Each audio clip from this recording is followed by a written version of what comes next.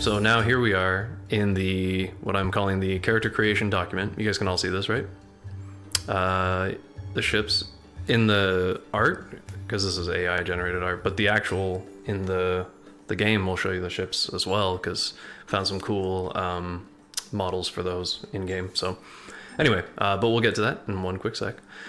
I just want to kind of give you guys a bit of like a primer on sort of the general setting. So this is the character creation doc, and this will be sort of your go-to place for information as you guys develop your characters, which is kind of what I want to focus on largely today. As we sort of show off the map and kind of like take a look at some of these different places, I want you guys to be able to like think about who you'd like to play in these places and what sort of what kind of stories you want to tell and how we can do that. So this is it's full of AI art courtesy of Midjourney, which I feel like brings it to life, which is a lot of fun. Anyway, we got the different sections here. This is just the top page, whatever. Then we have lore, the story, we have the people, we have factions, locations, and character creation finally. You don't necessarily need to read all of this, but I am going to kind of like touch on parts of it over throughout the presentation. The main thing is probably the story, which I'll cover a little bit today. And then I'll kind of, we might see some of the people as well. These would be NPCs that would be involved in the story and that kind of thing.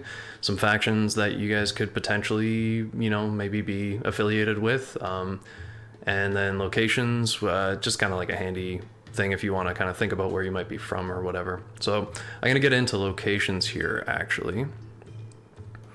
Half cat demon, yep. Also royalty, right, okay. Yeah, Oliviera, that sounds like perfect concept for this, because then you can do everything pretty much, right? Half demon, half vampire, half cat, so you have like 9 lives or whatever. I'm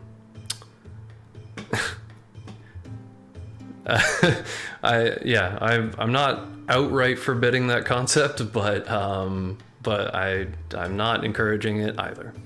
4.5, half dead. Oh, because half cat, I get it, yeah. Okay, all right. So here is the rough map of the area that, I guess the area that we're going to focus on.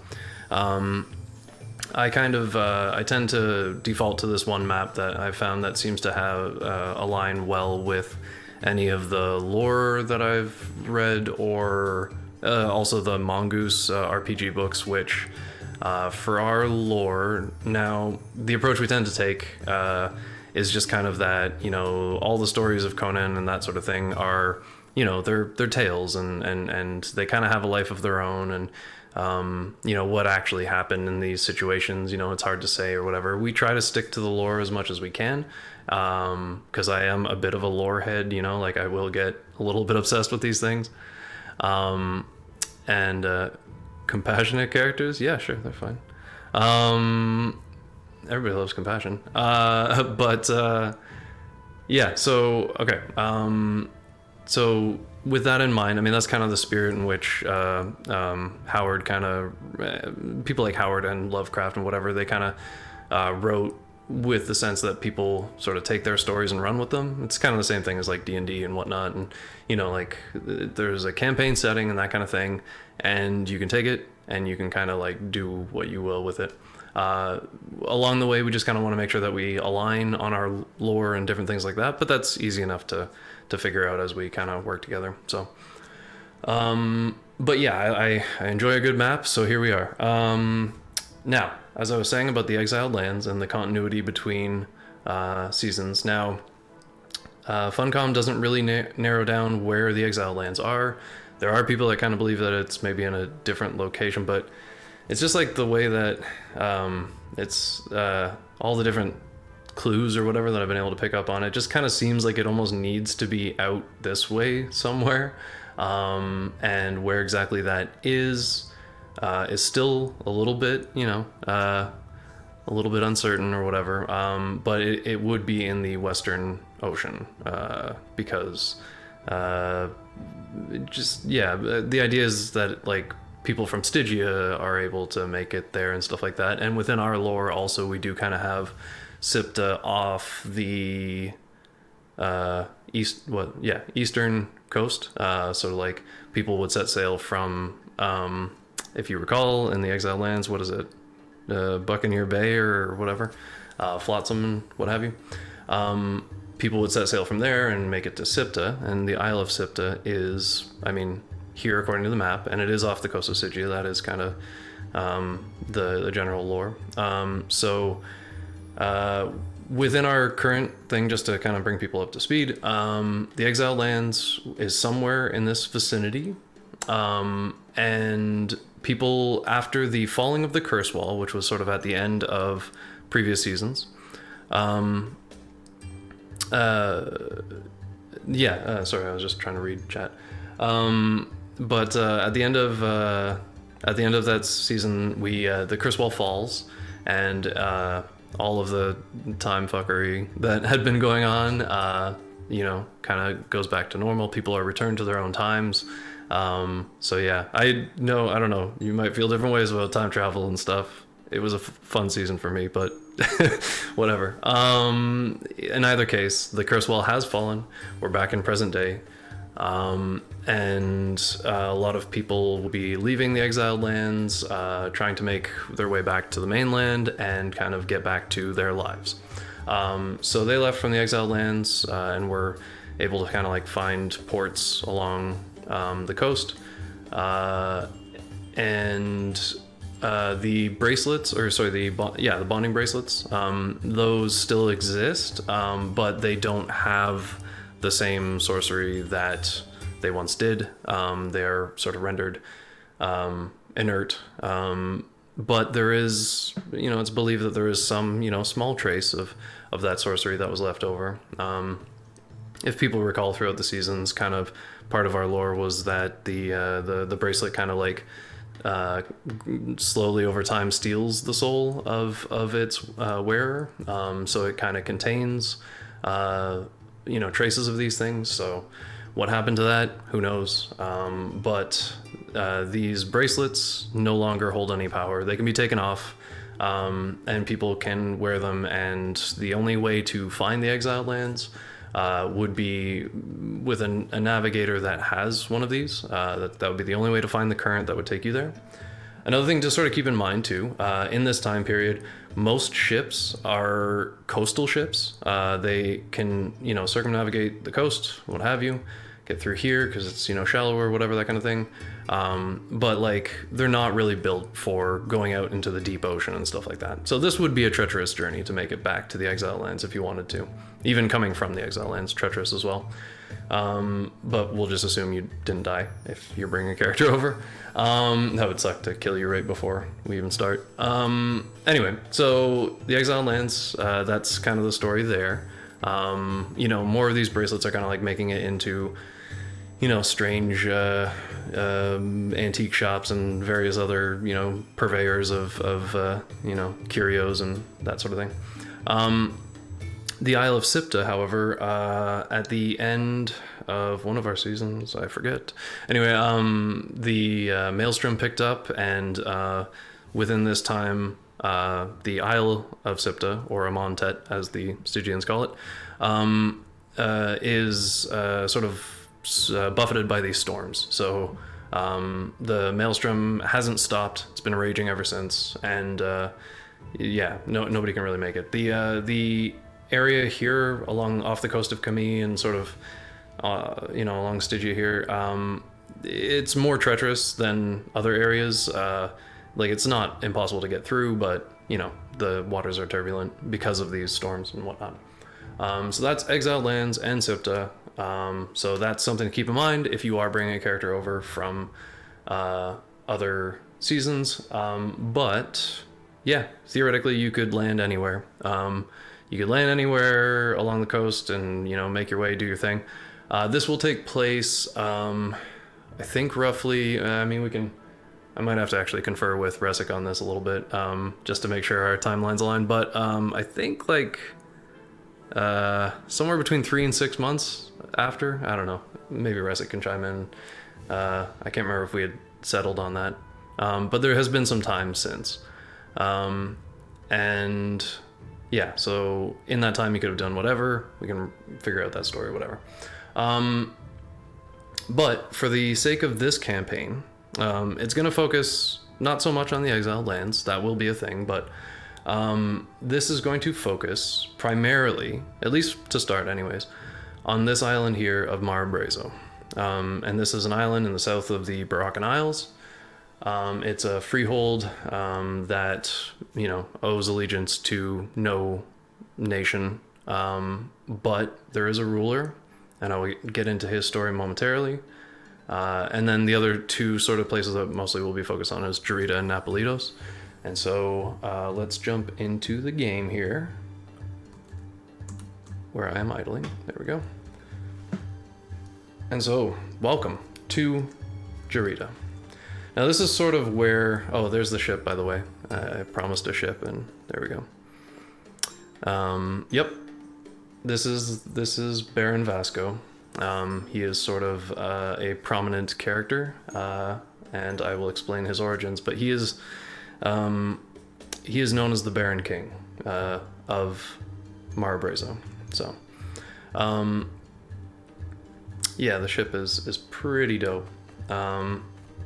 Actually, I might just quickly take a little pop over here. I might still do a little bit with the materials and what have you, but we do have this model for, yeah, stand-ins for ships and like different things like that. Yep, a few months after the fall. Okay, all right, yeah, so that sounds about right. So yeah, this is a ship model. This is built into the map. We have a few of these around.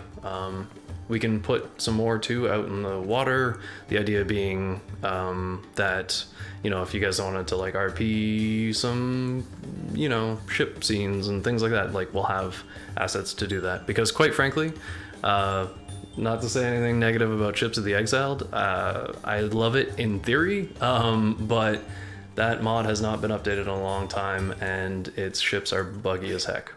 There are a couple other things that we could potentially add, but I've kept it light for the moment. I'm trying to make sure that performance is good and everything. Children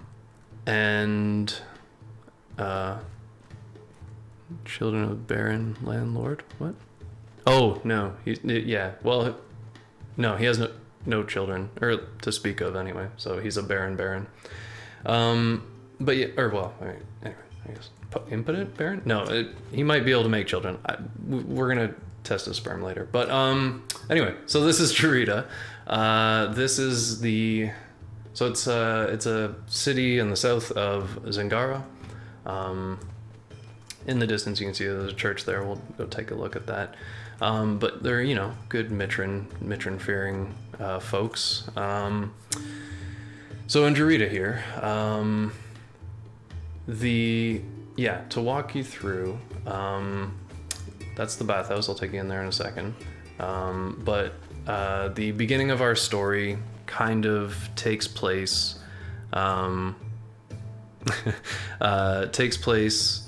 here in the plaza in the Wharf District in Jarita. Oops, I'm getting notifications.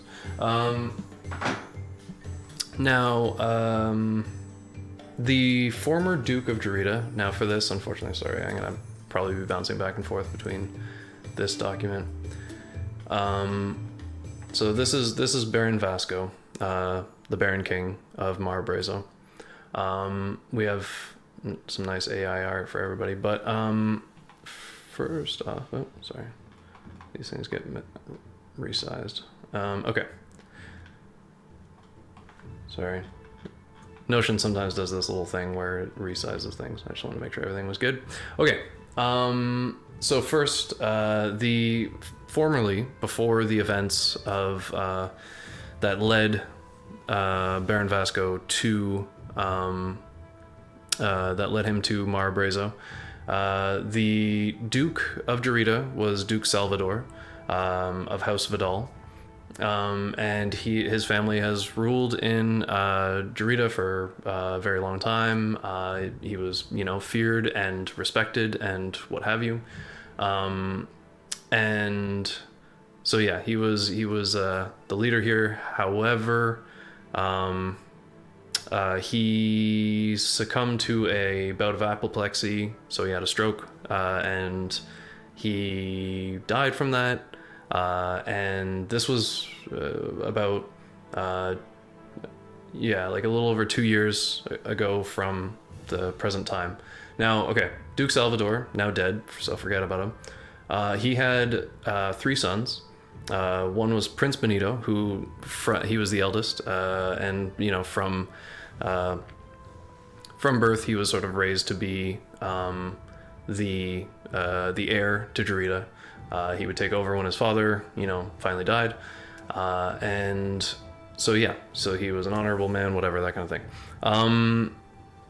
Prince Benito, and then these were his daughters, Princess Rosanna and we'll get into why she's Duchess in a moment, but Princess Patrocina.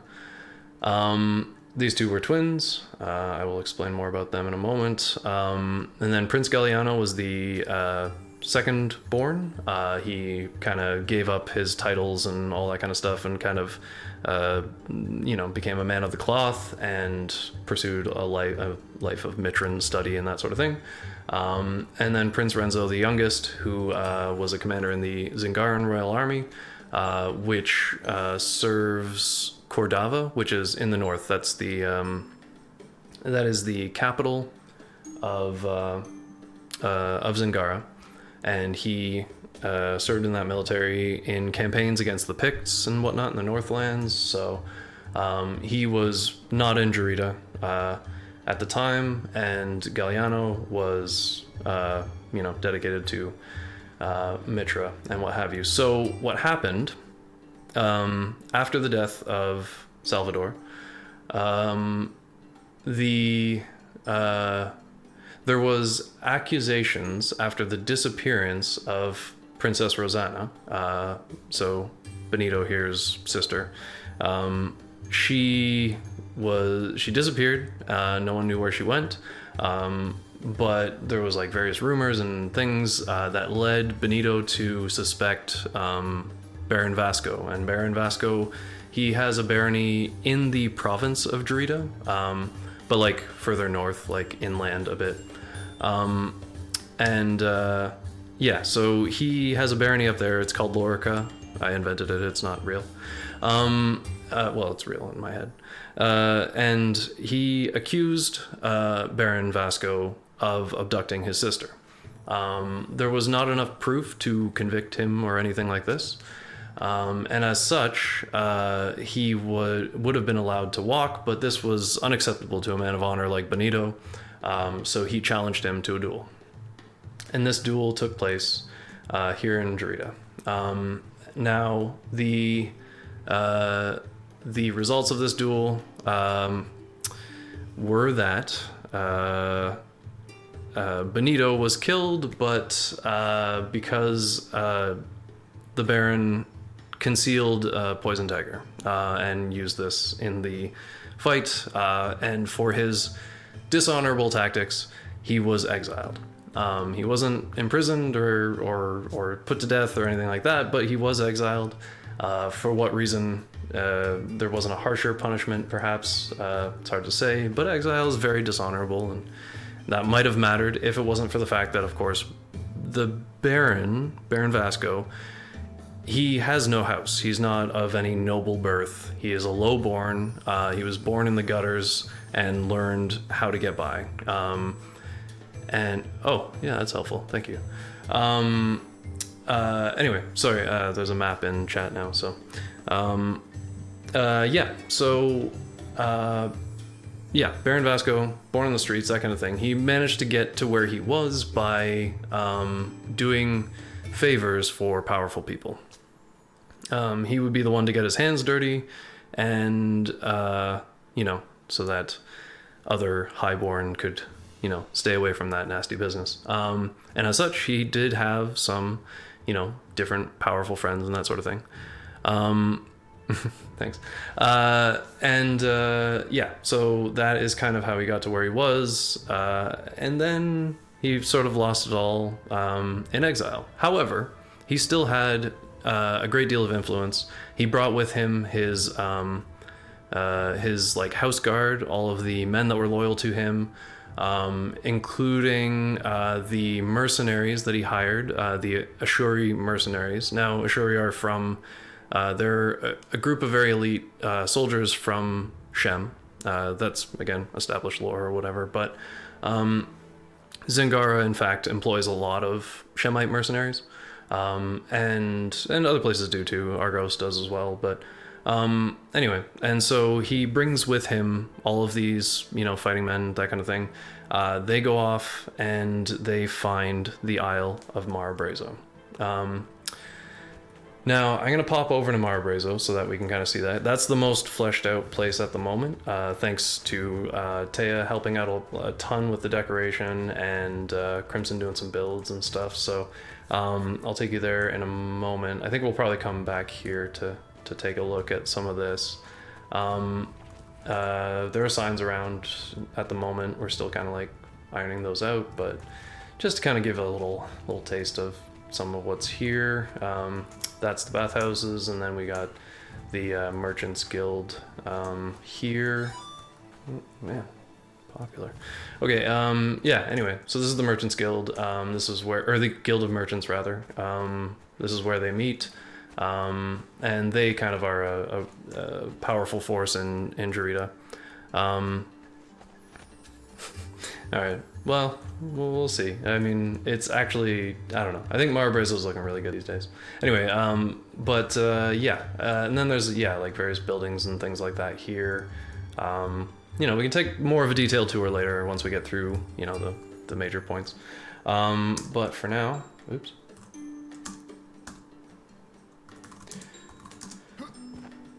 We're gonna go to Mar Brazo.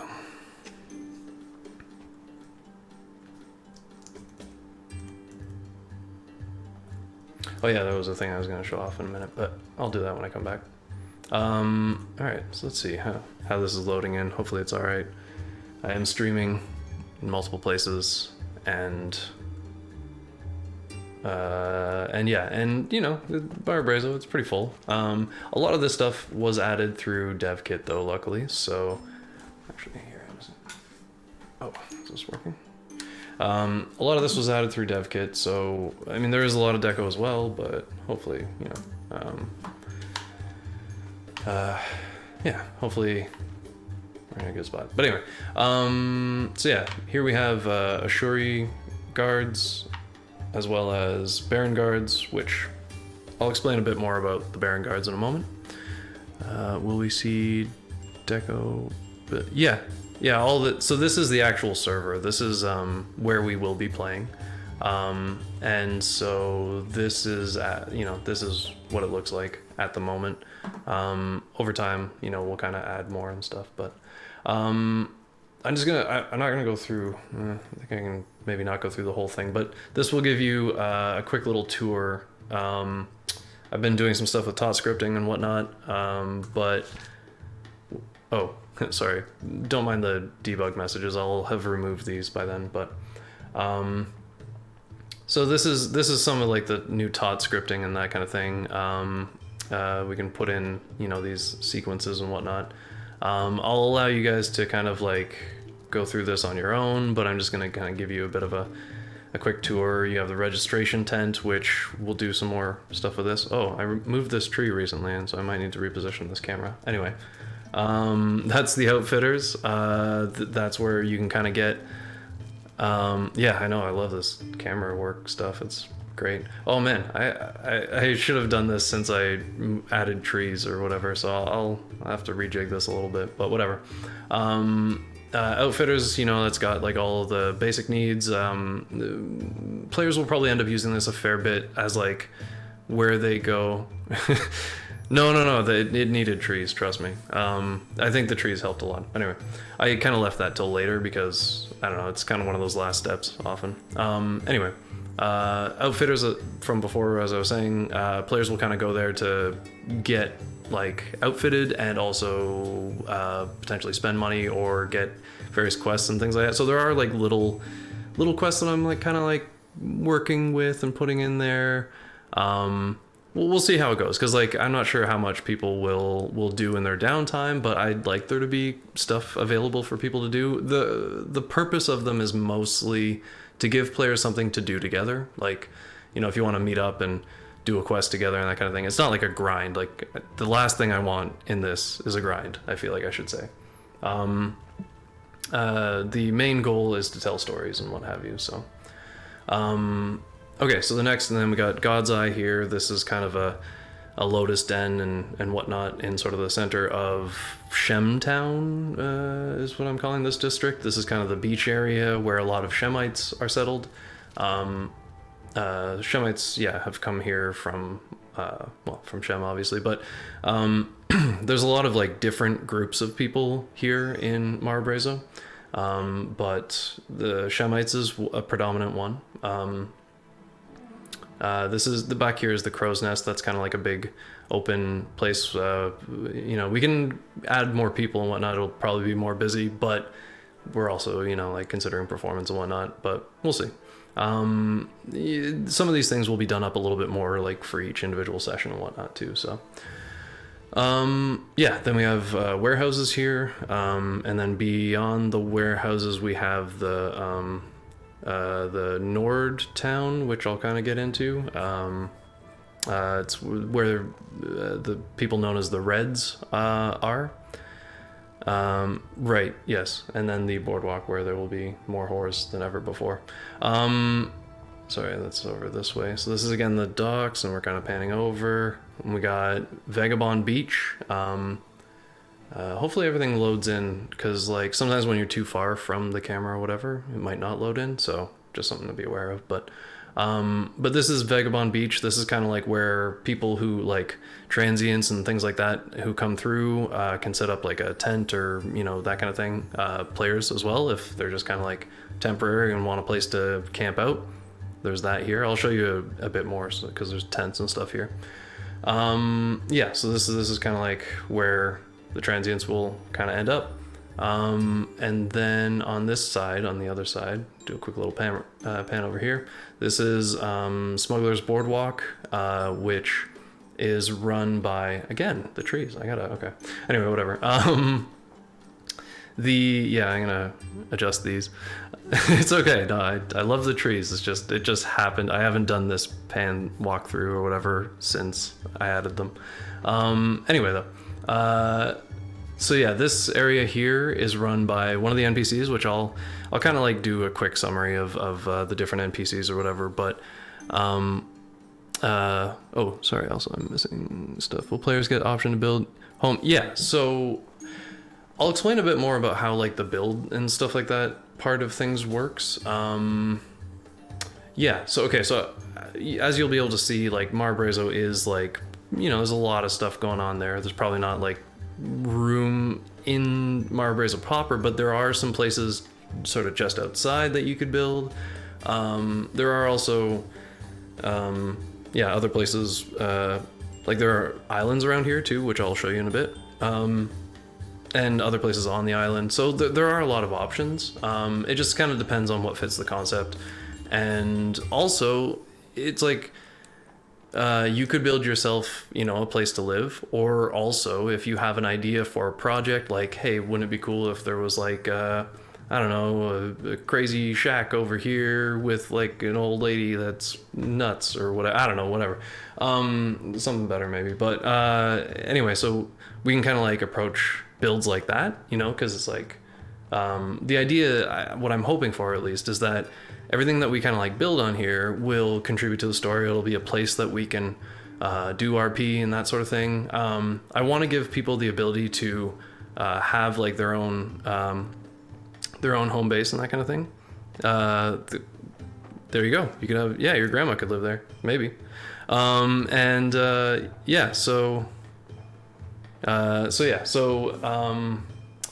yeah, that's kind of how we're gonna approach builds. I'll open up actually I'll do this in a moment, but like once I open up the channels in the background, there are like, I guess, rules. I say I guess there are rules, but I feel like it's not as restrictive as previous seasons and things like that, because we had to make rules for like everyone, for like the like an entire server of people playing all the time and that sort of thing. So it's a little different.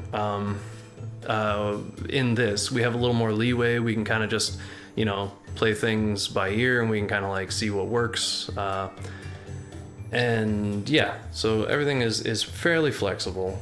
And so yeah, I feel like there'll be different ways that we can approach that, but we'll talk a bit more about it afterwards too if people have more questions, because I understand that that's like probably a thing that a lot of people are, you know, kind of considering and thinking about how this is going to work, because again, this is very different than, you know, your standard server play kind of thing. So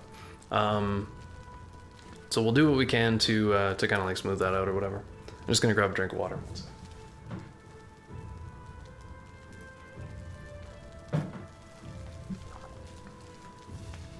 Okay, cool.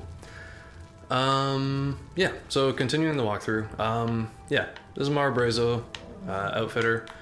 Just kind of run over here. As you can kind of see in here, we've got our guys working away, whatever, that kind of thing. We do have stations in here, but again, it's like, it's not, I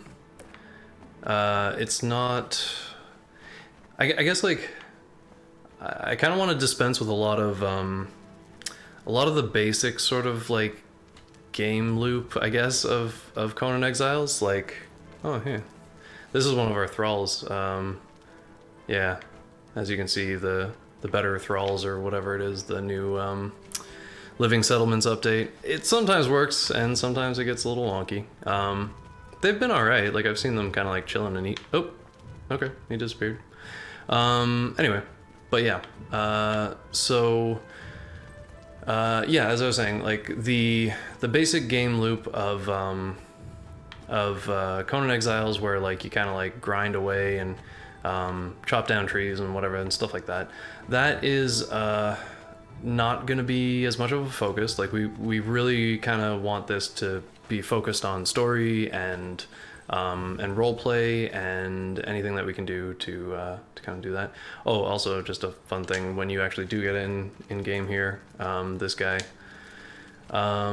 This is just a dude that does some transitions or whatever. I think it already is evening, so this might not do anything, but, or maybe it'll go a full day, I'm not sure. But anyway, just a quick way to change the time if you need. And, oh, is Theomi behind me?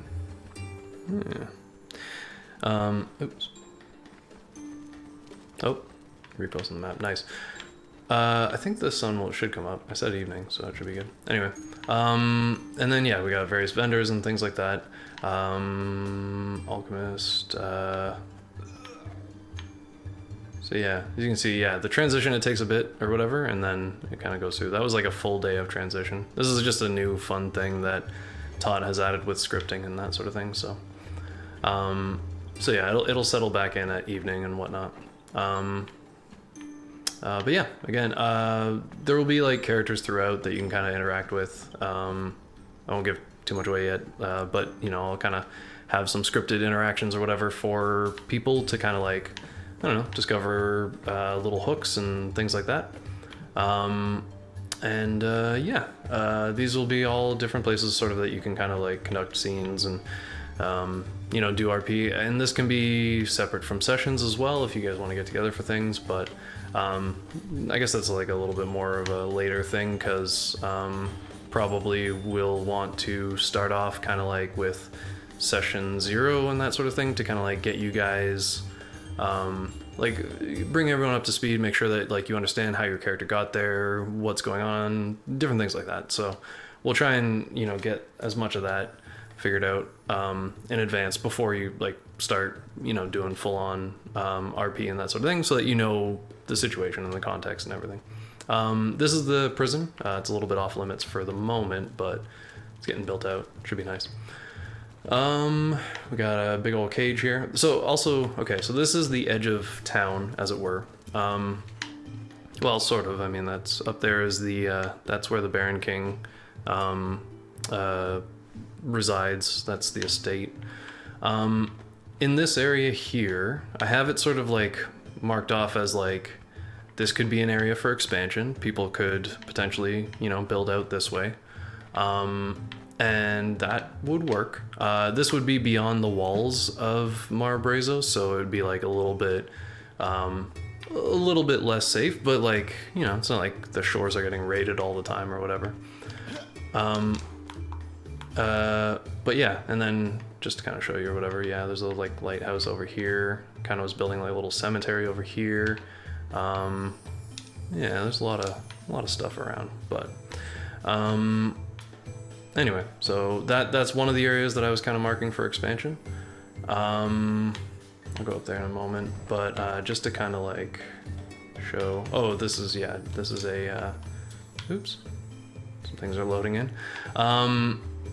This is like a public square or whatever where things happen. Sometimes executions, sometimes, you know, poetry readings, maybe, I don't know. All kinds of stuff can happen there. Over here, okay, yeah. I guess I'll pop by here for a second. Celso LaGuardia, that is who this is. He comes up in the no flying speed limit. Yeah. I mean, the Baron can speed though. He's above the law. So, actually, as a segue, who else is above the law is the Baron Guard. Now, the Baron Guard are these guys. They're all kind of dressed a little different. They kind of have their own thing going on.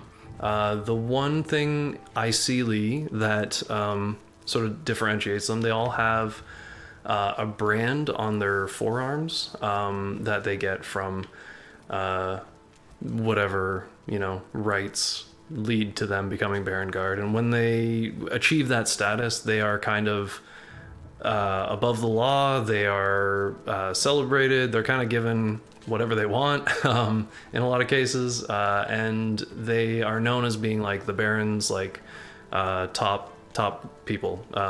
You know, they're the elite. They're good fighters. They yeah, and if they decide to kill someone, then there is no trial. They are not held accountable for that. I know that sounds extreme, just something to keep in mind. It's not that they're killing people all the time, and if they kill someone, the idea is that they probably have a good reason. Oh no, you don't hear my voice. That's no good. Maybe disconnect and reconnect. Oh wait, why am I telling you with my voice that you can't hear? Elevator. Oh, I think. Oh, again, I'm explaining it with my voice, which is not useful. I think there's like a. I think you need to like actually go into the stage or something.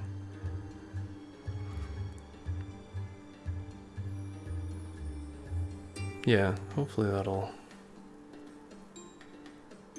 Yeah, I see him in here. Just trying to make sure that Ivar can hopefully disconnect, reconnect, maybe.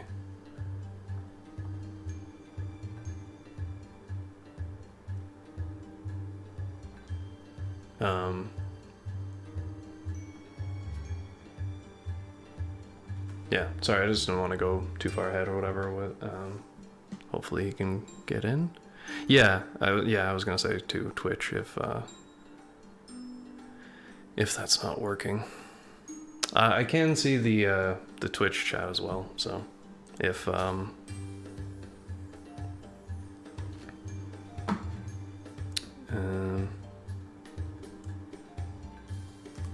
to think of my Twitch. I think this is.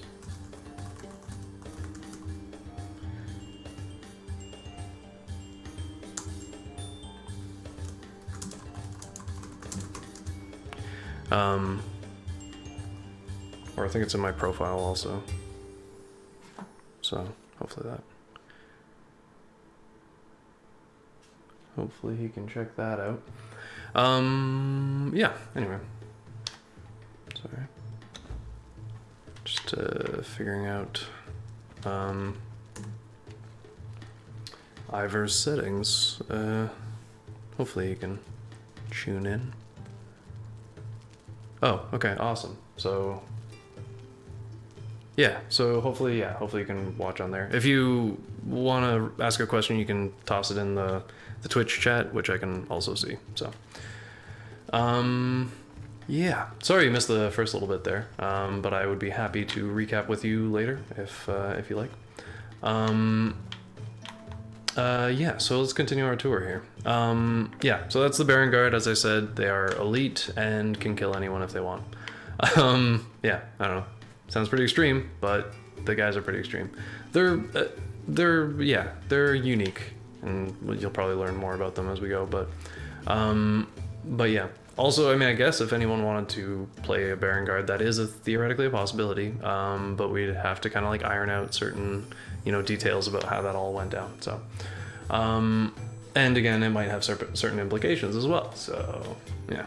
For instance, you would have to serve the Baron King, which is cool. The kinds of stories that will come from there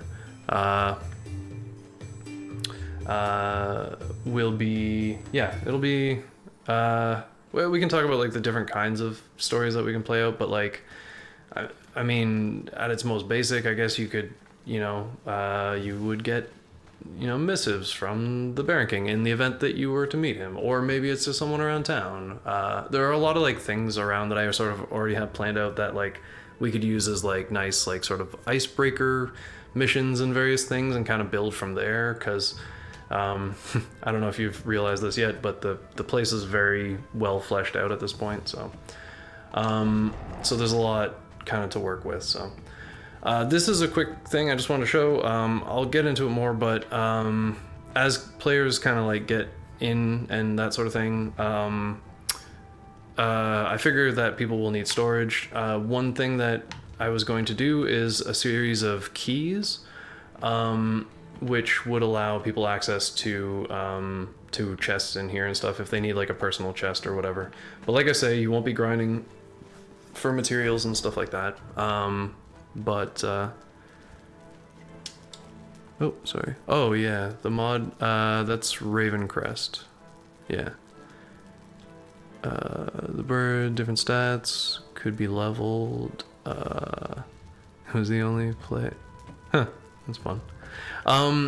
Yeah, actually I haven't,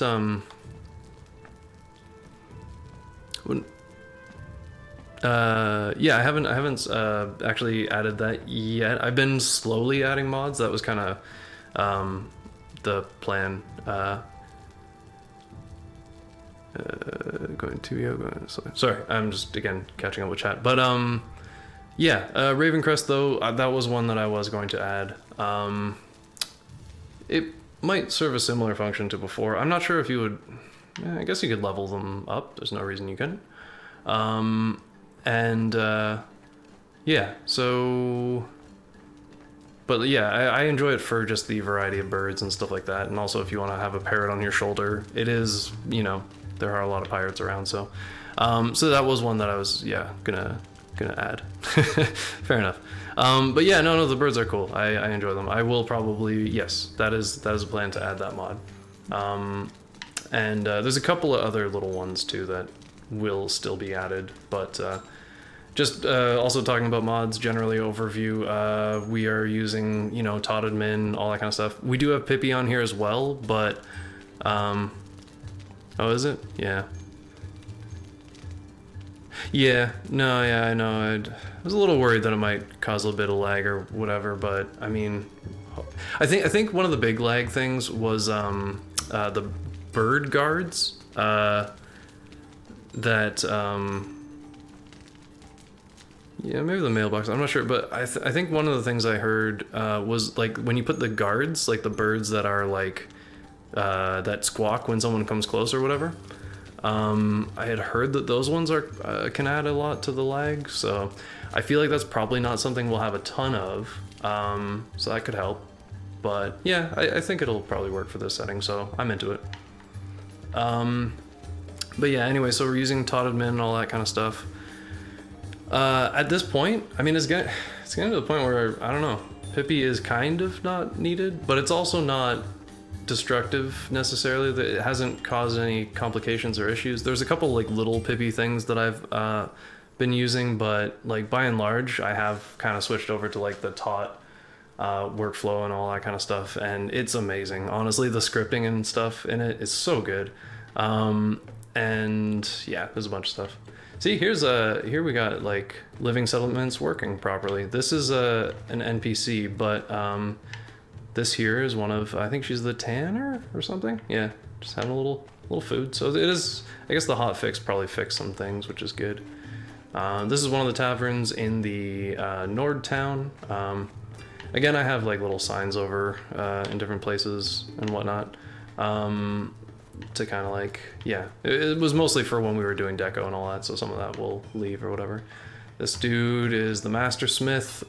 He will kind of produce things of higher quality and whatnot, and his alchemist. Yeah, anyway, so to get more into the story as well, the combination of people that we have here, the Nords. I actually have a timeline here too. I just want to make sure I'm doing this right. I wrote it down, but now I need to find it. Oops, sorry. The Nords here are... Oh, good. Yeah, okay, so they're from Clan Odengar, and most of them are. Sorry, I should back it up a minute. The Nords in this area here, most of them came from this one clan that had, they raided all along the coast and stuff, and they are one of the groups that have gone the furthest afield for, it was a Vanir clan. Vanir clan, yeah. Under, they've had various chieftains and that kind of thing, but at the moment, the leader here is Hedda Firehair. I'm gonna pop over to the NPC thing for a moment here, just to kind of meet some of our people. Oops. So here we have, Hedda Firehair. She's Kinkeeper of the Reds. Oh, sorry, Artur.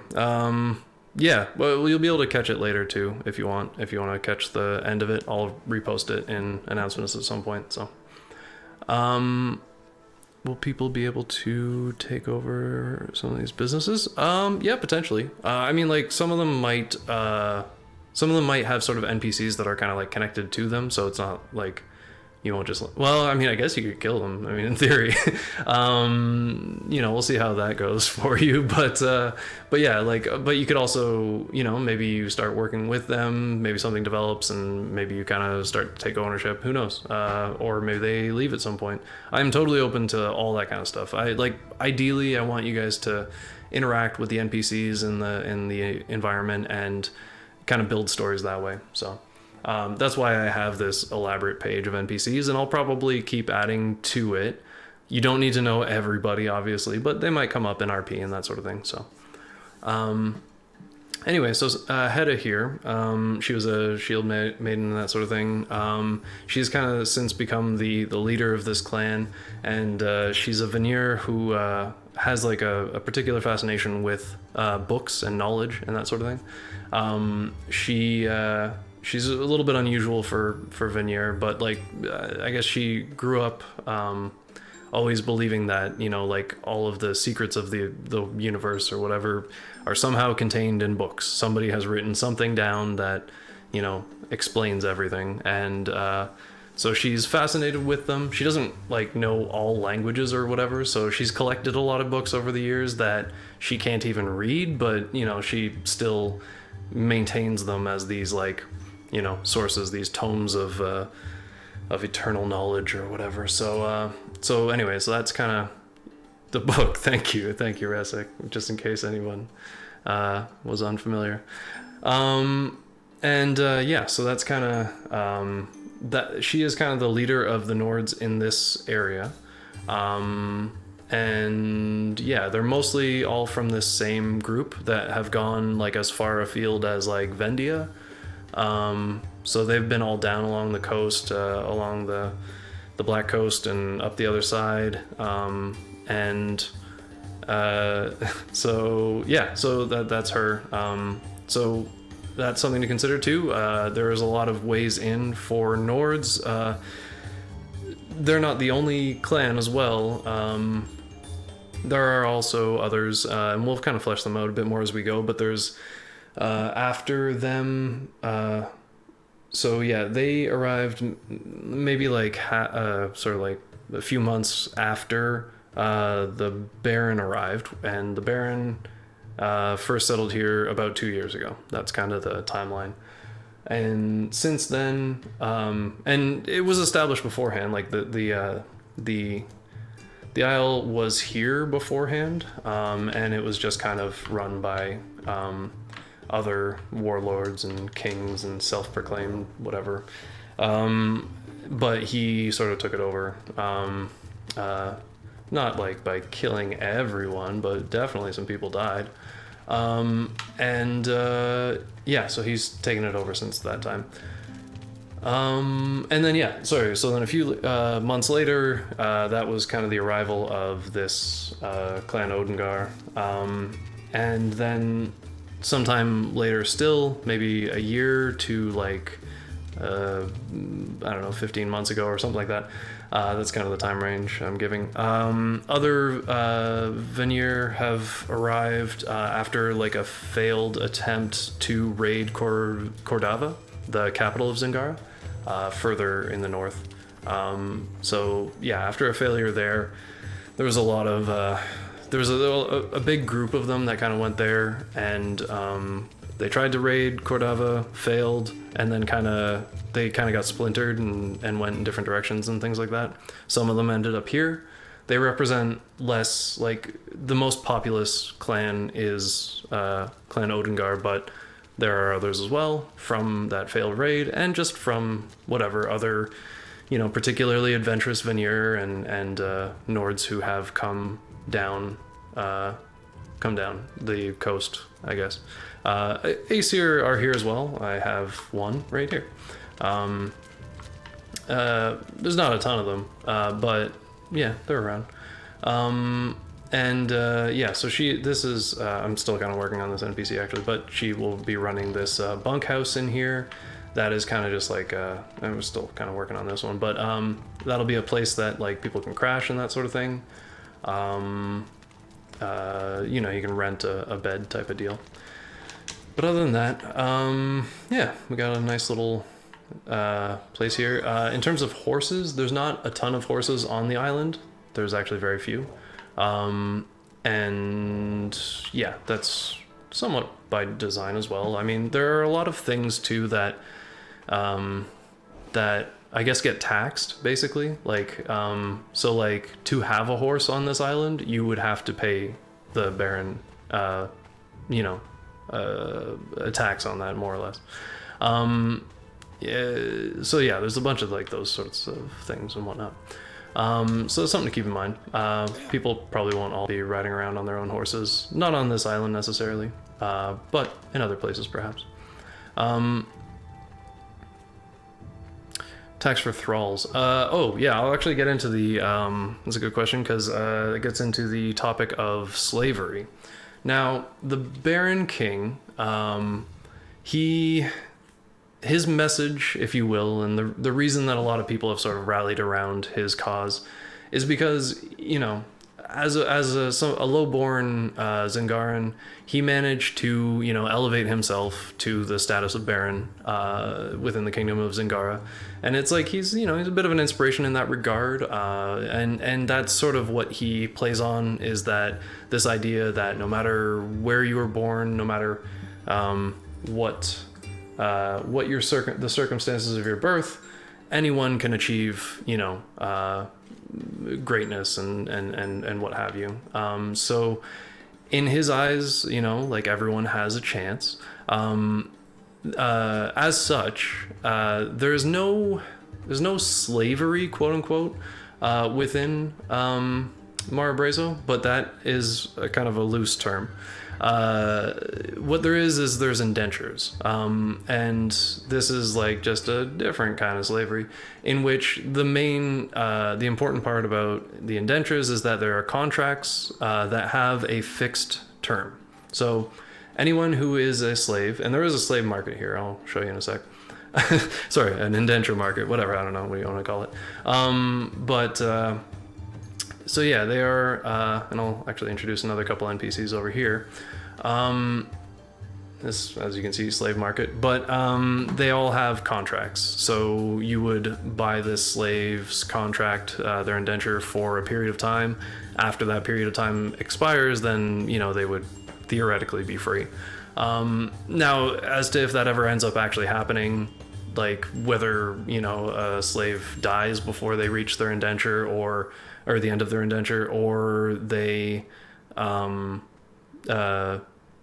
that, like, they leave, for instance, and go somewhere else where slavery is totally fine, and then they just keep them. You know, those are all options. So it's not like, I don't know, it's not strictly enforced, I guess. Like, the contract length is the contract length, and so, you know, if someone's contract expires here, they could become a free citizen of well, not really a citizen of Marabrazo. Marabrazo doesn't really have citizenship, but they do have they have mooring fees. So it's like if you are stationed here and that kind of thing, and like not everybody has a ship, obviously. Sorry, I'm rambling, but but like you can live here. That's perfectly fine. That you will be charged for it. You will need to pay for the privilege, and if you can't pay, then you would be, you know, kicked out, sort of thing.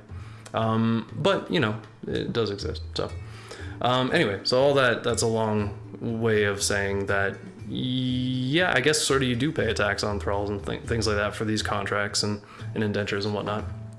And two of the purveyors of these thralls and that sort of thing are here. Again, I'm gonna pop back over here.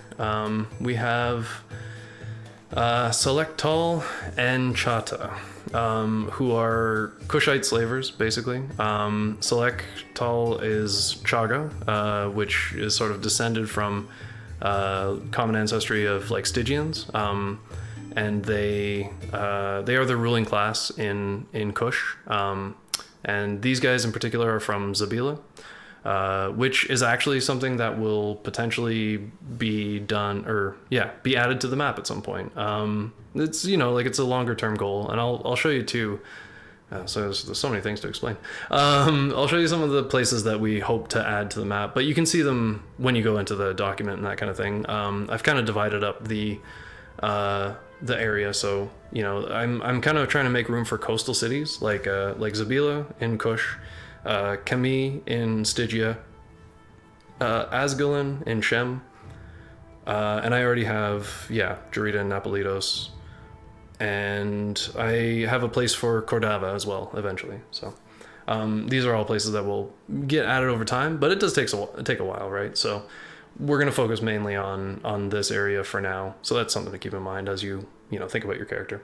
Anyway, and so Chata was actually a slave of Selectals. He is Gala, from one of the tribes, the Bakala tribe, which exists in the lore or whatever. But anyway, so he also, he lived outside of Zabila and whatnot. And so these two, Chata was his slave for a very long time, but, you know, over time they kind of developed a bit more of like a, maybe not father-son relationship or whatever, because, you know, Select is a pretty harsh dude, but yeah, they work together.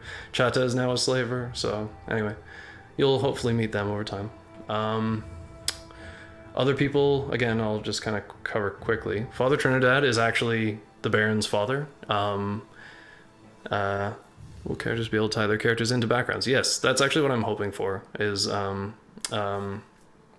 for characters to you know, like as you're going through these documents and that kind of thing, try and give a read to the people section, the NPCs, because that will sort of like help, help it with tying into the story and that sort of thing. So like, if any of these, you know, like NPCs stand out or whatever, I mean, obviously, like it might be a little, it might, I don't know, different people feel different ways, I guess, about like injecting themselves into a story. Sometimes like people don't want to like get involved or whatever because it might be too complicated or that kind of thing. But like honestly, I love the idea, and so like we'll definitely work with you to try and like find like these connections and things like that, and we'll kind of flesh them out.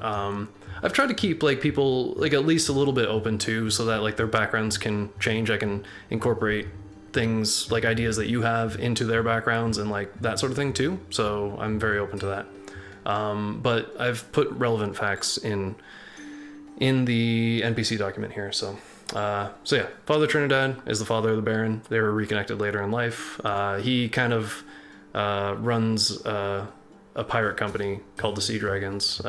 So they'll come into play later, but Celso LaGuardia, he's a vizier and emissary for the Baron. He's been his friend for a very long time over the years in Zingara and that sort of thing, so they go way back. And he's the guy on the beach in the registration tent. I actually have him set up to actually take information, which is another cool thing about Tot scripting or whatever, but we can kind of use that to kind of like, you can input information like what ship you came in on or like different things like that or whatever, so that's cool.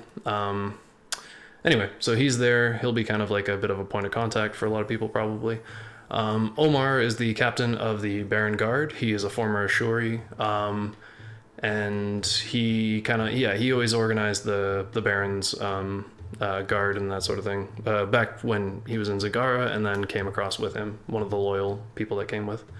Mooncloud is a headhunter, picked from the tribe of the Raven, and she used to be part of the the Sea Dragons, which was Father Trinidad's company or whatever. So she was part of that. She used to sail on the Conquistador, which was the flagship. That's Father Trinidad's ship, because he's the captain. Anyway, but she kind of came over to, she's now part of the Baron King's inner circle and whatnot. So the others I've covered. Seleucus Ducat, he is an Argosian smuggler. He in that area, the Smuggler's Boardwalk that we showed, which will have more horrors later. Anyway, he is he's kind of the second most influential person in Marabrazo after the Baron. He came later and that sort of thing, but he is well connected, particularly in Napolitos.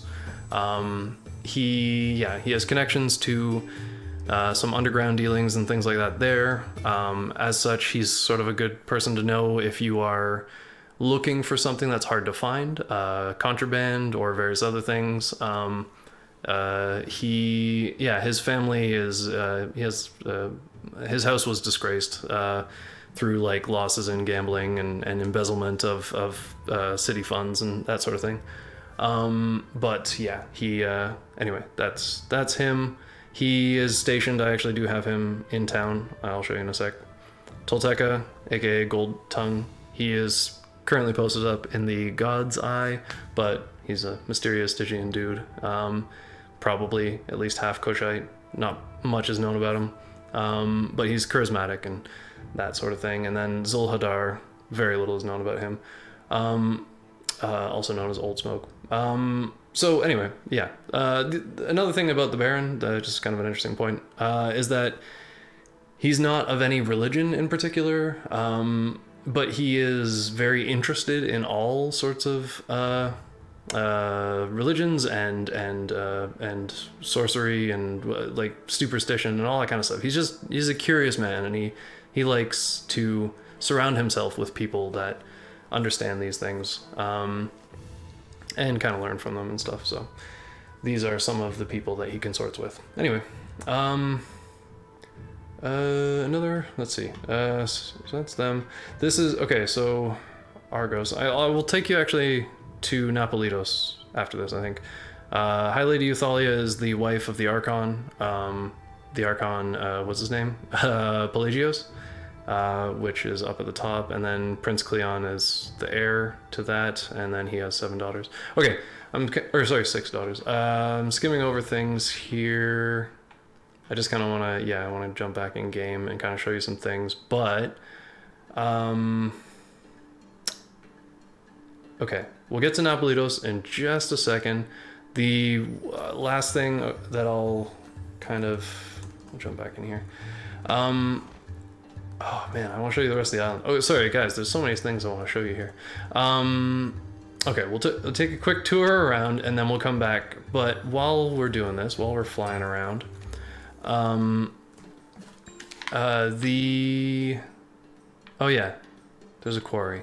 A flooded quarry here that is run by the Baron King's men.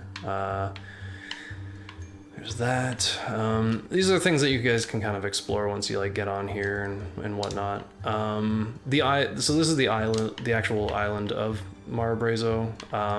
Further out too, the Baron has, I'm not super satisfied with that fence yet, but he has like a Zingaran military encampment. These are people that followed him here. Also people that have kind of like come over the years. I'm gonna move that rock. Anyway, and have sort of like set up shop here. They believe in the Baron King's ideals and what have you, and they have followed him here.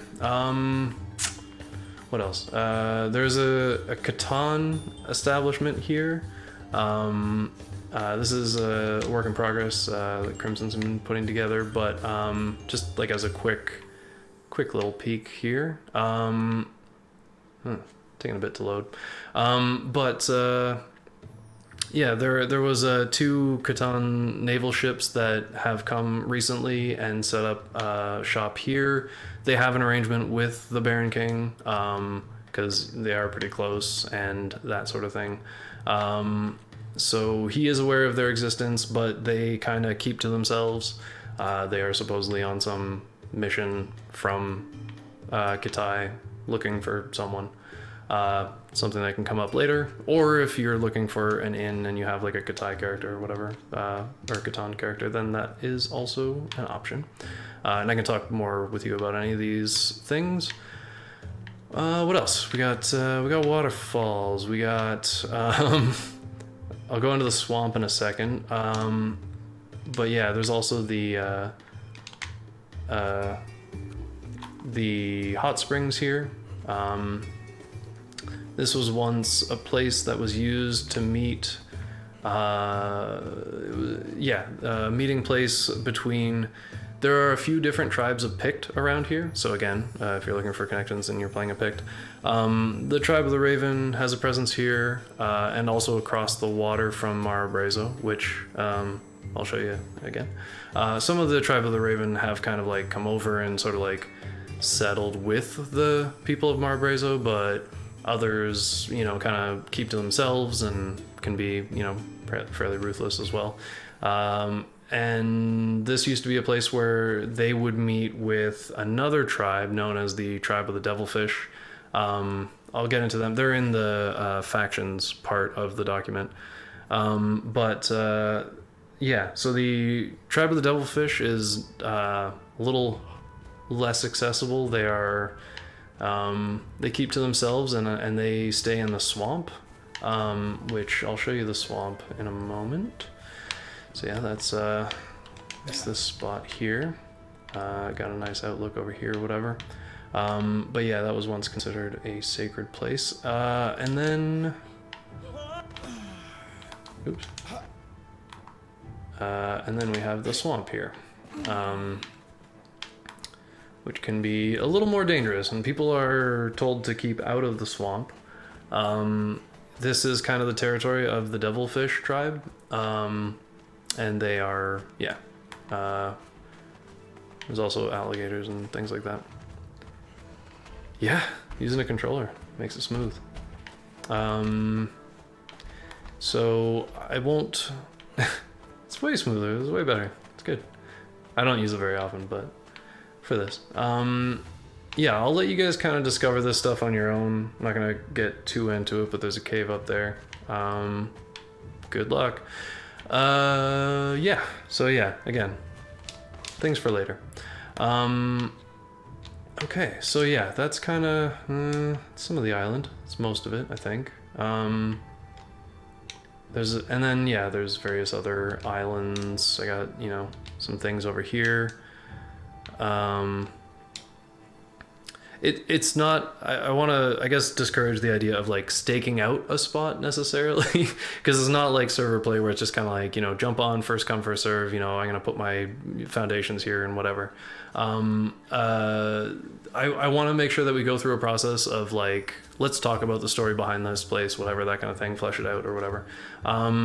Just because like there is, like I have there are a lot of potential places for builds and stuff like that. But I want to make sure that, you know, like there's a story behind it and that we're, you know, like doing something with it. This was an area that I was thinking of for this Fertile Valley settlement and stuff like that. There might be ideas like that already kind of are kicking around about that, and maybe we can merge those ideas, or maybe people can work together on things or whatever. So I just kind of want to like encourage that sort of process, I guess, and making sure that, yeah, we're going through that. And so if you have an idea, you know, talk about the idea, and then and yeah, we'll flesh that out, and I'll work with you guys to kind of like figure out something that makes sense, and we'll go from there. I want to, I guess, like to some extent, I want to take things like not like super slowly, but like I want to make sure that we're, you know, like doing it in a way that we're considering things along the way and that sort of thing. World building, yeah, that's what I'm hoping for. You know, like I want to build the world to get. Actually, I'm not going to show you that. Sorry. Yeah. Anyway, there's other stuff here. There, members of the Raven tribe will sort of be here. That's Marbrazo, and then across the water, there's this place. So there's like a lot of places to explore and whatnot. I can't show you everything. There's also, okay, here, I'll show you this just as an example, just of something to watch out for when you're running around. This is incomplete, so you'll notice when you reach a place that's like a little incomplete. Just be careful, like don't, so like, for instance, if you were to go to, well, you should get caught by the water and then it should be okay. But yeah, if you were to go out the bottom of that, you could eventually like get to a place where you like fall through the world and whatnot. So anyway, as much as I love building a world, I think it's a cool idea. Yeah, exactly. Yeah. Yeah. I guess that's mostly what I'm trying to avoid, is just like, you know, people just kind of doing mega builds and places and stuff like that. Like there will be like some honking builds. I have some like cool spots for things that we can kind of, you know, do that. You know, like as I'm building the map, because like that's the thing, it's like, you know, I'm building it from scratch. I've generated all these height maps and things like that. So I kind of have been trying to like think of, okay, what would be a cool thing here, or like what would be a cool thing there, and I don't have things for everything. Like I have tried to keep it very open, but like, you know, like here's a nice spot that I've kind of like, you know, set up, and I do kind of have an idea for this area I do like, but anyway, so this is all kind of within the what do you call it, the four, okay, so to make sense of that, I guess, here, I'll just show. The 4 height maps that, oh, no, not that one. Oh, shoot. The 4 height maps that make up the center area. So this is, okay. So this is Marbrazo, basically. This is a view from in Unreal Engine. So this is Marbrazo, like the town proper. And then this is the island that I just kind of showed you. Like we have, I think the swamps down here. This is the quarry. That was the Catan outpost. There's a cave over here. I'm not going to show that because Resic has a thing. I don't know how much he wants me to tell. And yeah, that's the lighthouse. So And then across there, this was before I developed it, so I took this picture some time ago. But yeah, this was like that cave that I showed you. I've been kind of flying around here, showing some of the things. There's a cool island here. Anyway, whatever. So those are kind of the areas that make up the archipelago. Yes, watch out for lefers. That's all we'll say. And yeah, so that kind of, and within the context of the map now, this is an 8x8. I don't know, maybe this makes no sense to anyone if you don't, mess around with it. But basically, okay, like the Exiled Lands takes up most of this, but it does actually have some areas that are undeveloped. I think like in this top corner and down here as well, or whatever. There are height maps that are kind of unused. But yeah, so imagine this is like this length from here to here as being the full width of the Exiled Lands map, more or less.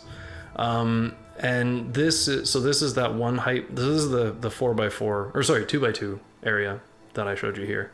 Marabrazo is there, and then the archipelago here. And then, so these are ideas for future development. Tralibes is not there yet, but that is one of the things that I was looking at developing. This I'm not going to talk about just yet. Also not going to talk about that or that. Down here, this may shift a little bit, but this was where I was thinking for Zabila and Kush, Kami and Stygia, Asgalon and Shem, and then here we have the Drita and Napolitos. So, and then again to go back, now none of that is on the map, unfortunately, at the moment.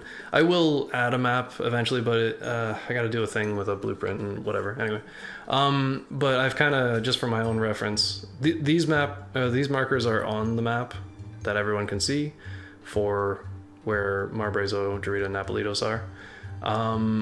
And then I just kind of put these as like the markers for the edges of that 2x2 area.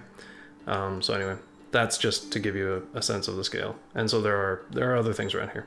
And I've just kind of marked out ideas or whatever. I'm not going to talk about that. But yeah, so okay, so that's that. Now I'm going to take you to Drita for a moment, again, just to kind of like, I guess, cap off what I was kind of explaining before. Now after the death of Prince Benito by the hand of Baron Vasco, Baron Vasco was exiled, and then Drita was without a duke, and so the first son of the king of Zingara, King Lanzaros, was installed in place. Now, the reason for that, Zingara is kind of always a bit on the edge of civil war. The north and south, there are a lot of conflicts between them, between, like, in particular Drita and Cordava, which I guess whatever. Where's the map?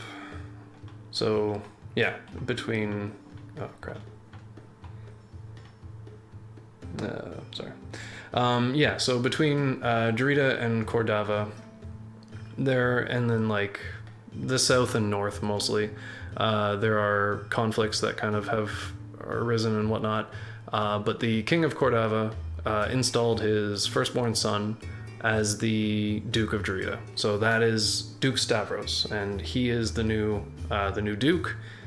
He commands things much like his father would. He's a very serious man. And sorry, oh, here we go. King of Zingara. King Lanzaros, he is the king. In our lore, this is kind of just taking off of from Conan the Buccaneer, in which Conan thwarts a plot by Thothamon to sort of take over as king of Cordava and therefore Zingara. And the former king, Fredrugo, had a daughter named Shabila. She was his only heir. And so when so at the end of that story, she tries to kind of like hook up with Conan, but Conan's like, nah, I'm out. I got other adventures to have, whatever. So he took off, leaving her there. And so yeah, she was kind of like left as like the only heir to the kingdom of Zingara. And King Lanzaros of House Madrasso, whatever, you can read about it later. I don't need to get into too much detail, but whatever. He made a proposal, that kind of thing, and they wed. He's an old dude, whatever, that kind of thing.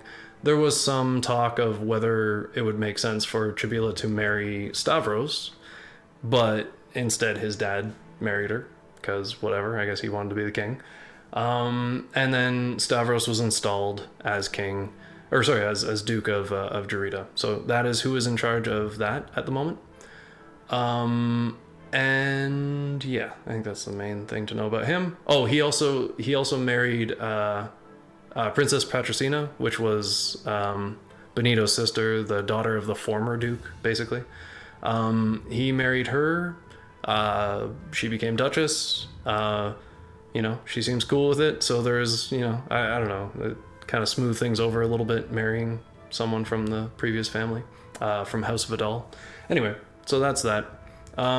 It gets complicated with the all that stuff, but like, again, these are different kinds of stories that we could play out. Like there is the dirty smugglers and pirates and things like that. There's that side of things. There's also the intrigue of Zingaran court and of Argosian politics and things like that. So there's a lot that we could play with, and we can kind of see where it goes. But I want to show you Napolitos too, because it looks a lot better than it did in the video. Okay, so Archon Pelagios, he is the long-running Archon of Napolitos. Yeah, let's bounce over there for a second. I'm gonna show you this church eventually. But here, let's just pop over to Napolitos for a second. Oops. So this is the Asheronian docks.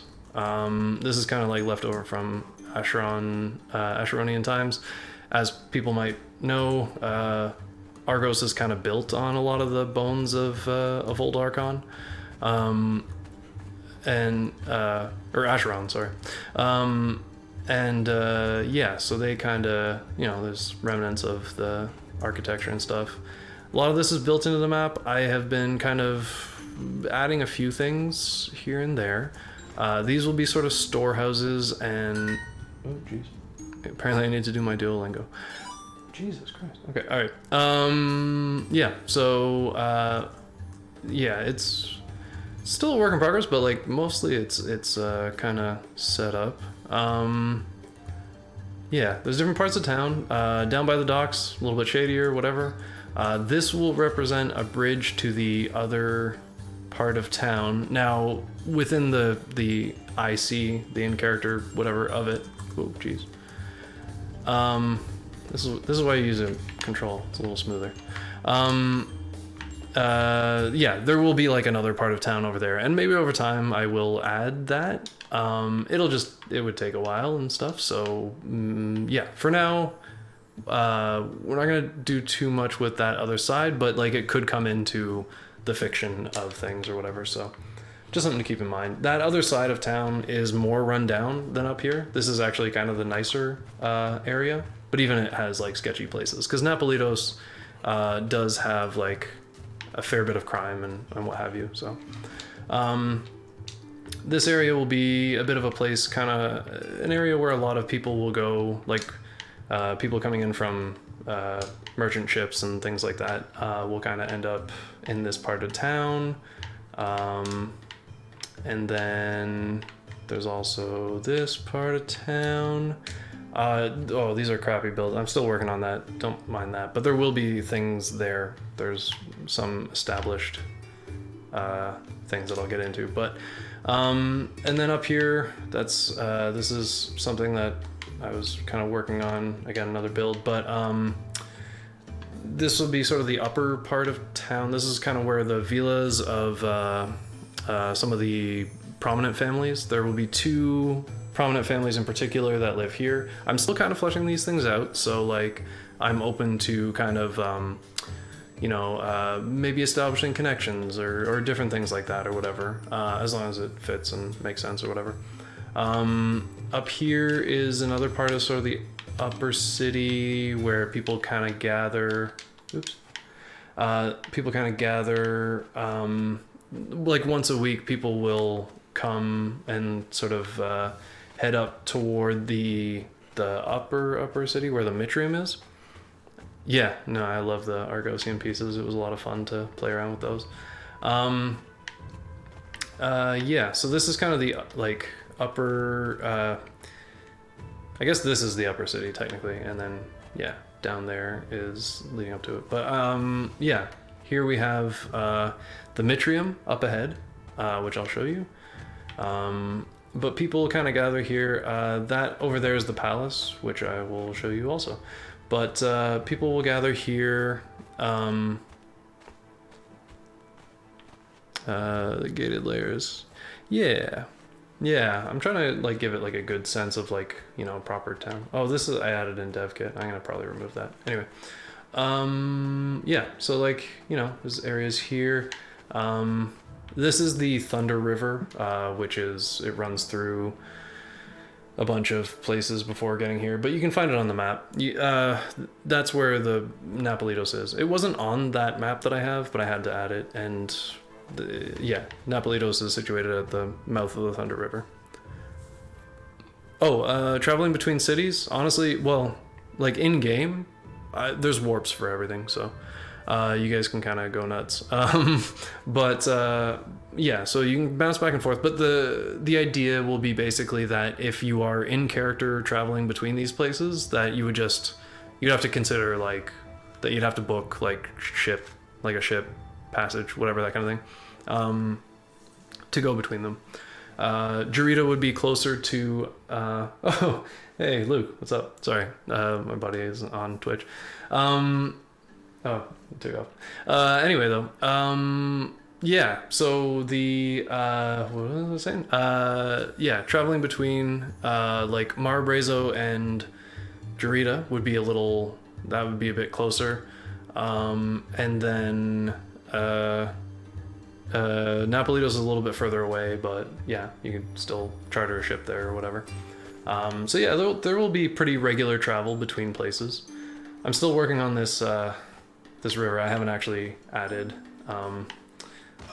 water volumes or whatever to it, but there'll be another. This is for like river boats and things like that come up river or whatever.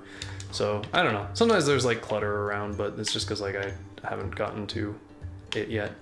Normally, if you see a bunch of clutter, it's like kind of an out of play area or whatever. Yeah. So then we have here the Mitrium. This is where people, I mean, not everybody can get in here. A lot of times, like, people from around this part of town will gather, like, maybe here, and they'll try and, like, look through and hear, like, the sermon and stuff like that, and you'll have the Mitran priests, like, preaching to people, sort of like Sunday church kind of whatever deal. Yeah, not everyone will be allowed in the shrine or whatever, but it is here for those who are deemed, worthy or whatever. Yeah, so that's a Mitrium. It's another place over there. This is all still a little bit in development, but and then the Palace District over here. Yeah, still working on this. I haven't done too much with it yet. But yeah, something we can kind of build up over time. This is a little bit of a mess, like I said. I wanted to mostly get like Marbrazo like nice and sorted out proper and that kind of thing, but these are things that we can kind of like build on as we go and whatnot. So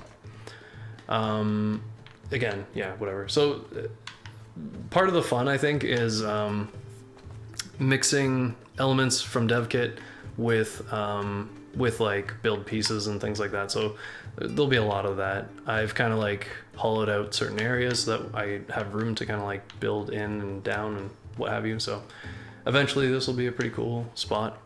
Yeah, and these are things too that potentially, maybe people would get involved and help with and that sort of thing. So open to that.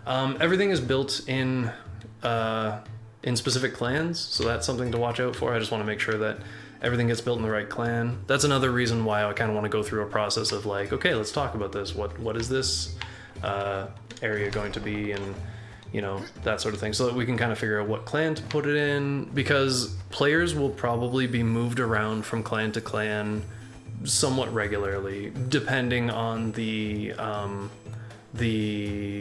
sessions and things like that. So like, I might need you guys to be able, like, say you're working with a faction, I might need to put you into that faction so that like the thralls will fight alongside you and things like that. And yeah, so that's just something to kind of bear in mind. Yeah, and then, okay, so since we're here, again, don't mind the mess. This is a lot of just, I'm still fleshing these things out. But yeah, they'll be added over time. And then, yeah, this is up the Thunder River. I haven't fully extended it because, yeah, doing all the cliffing and stuff takes a little bit. There'll probably be like some waterfalls along the way and whatever. But it'll continue to run this way, basically. Between, oh, sorry, also, I presume you'll not launch with all the cities. Yeah, like, Napolitos and Jarita definitely need to be built up a bit. And that's something that people could help with. So like, yeah, maybe you have like a place in Jarita, or you have, oh, thank you. Maybe you have a place there, and you know, so you could set up shop. There's a lot of room to build in Jarita in particular. Napolitos, yeah, it's a little bit like, there's the walls and stuff, but like there is still totally room for people to kind of build places. But again, I'll kind of want to like maybe focus a bit more on like establishments and things like that. So like, you know, you could have a house there, but like rather than a house, you know, maybe consider what it is you do in the community.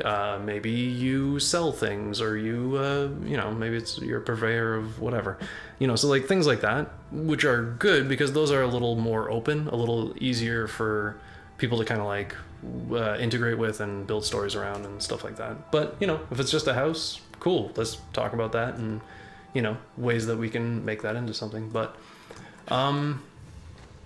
another thing, so okay, between Zingara and Argos, I won't show too much. Also, it's in development. Like, this is all super rough at the moment, but over time this will become a cool area.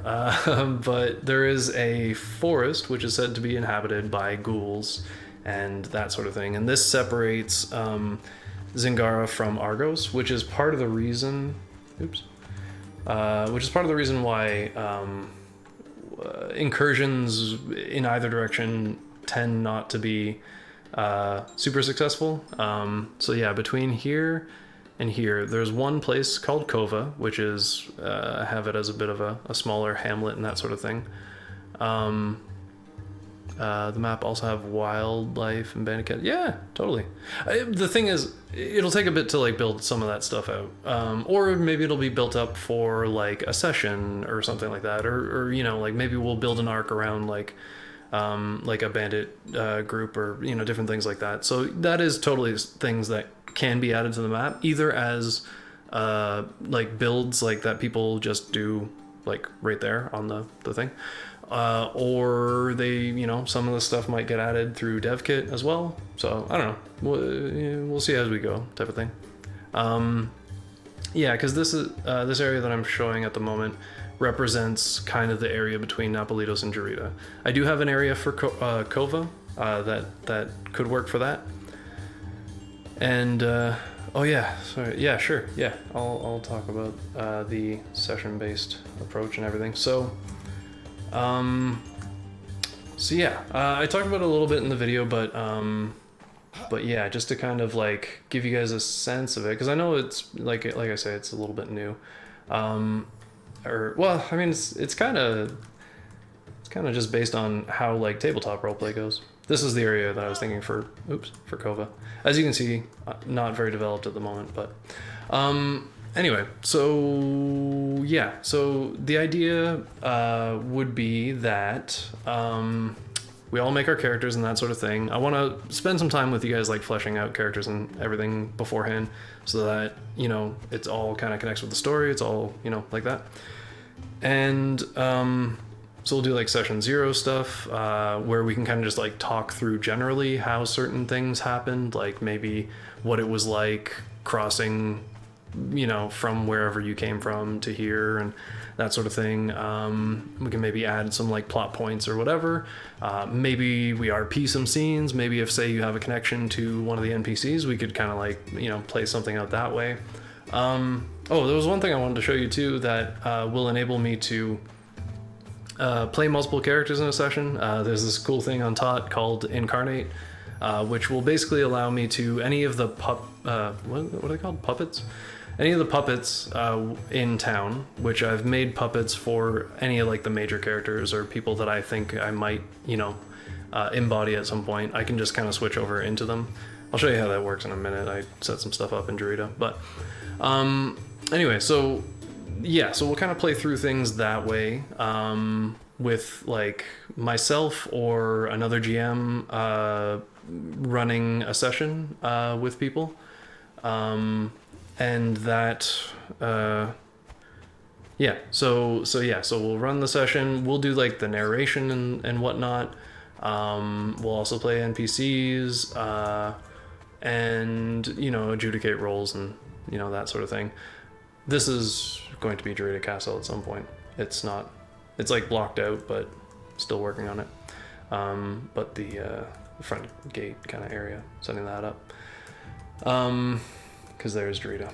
So like you can walk between these places, but it should be like I see Lee, there's a whole Google forest in between and other stuff. So, you know, yeah, Overland is not the easiest way to get between those places. Anyway, so yeah, over the course of like a session, I would probably give some information, some background and things like that. And we might discuss sort of like what you guys want to do in the session, because I do want this to be like, you know, guided by players and whatnot. Also ignore this. This is like pretty unfinished. But yeah, so like I want to kind of like allow you guys the freedom to kind of like, you know, choose your path and do things like who you want to approach and that sort of thing. And then I'll of course give you plot hooks and various things like that that you guys can follow up on. And then yeah, we'll kind of we'll see it as it goes. I have ideas for, you know, nice and easy kind of icebreaker sessions, and we could potentially use those and from there flesh things out. This was part of, I guess, why I spent so much effort in the world building and figuring out all these different NPCs and things, because honestly it gives a ton of pieces to play with, you know, as it were. Like maybe some stuff won't even come into play. Maybe you guys will never go to Druida. I don't know. And also the other thing too is that it doesn't need to be that there's like just like one PC group or whatever, that kind of thing. It's a little unfinished, but I'll show you the church. Yeah, there doesn't need to be like one group necessarily. Maybe there are different groups. Maybe some groups are working against each other, whatever, that kind of thing. Who knows? Yeah, this is the church in Druida. Anyway, so yeah, like I say, there's like little finishing touches I need to put on it, but yeah, and I'm starting to add stuff through through the build and whatnot. There are catacombs beneath there. Oops. Yeah. So yeah, there are. So yeah, I guess it really just depends on like who ends up getting involved, what part, like what kind of story they want to tell, that sort of thing. I'll go over the character application as well, because that's something that people probably are curious about. Where is it? Ooh.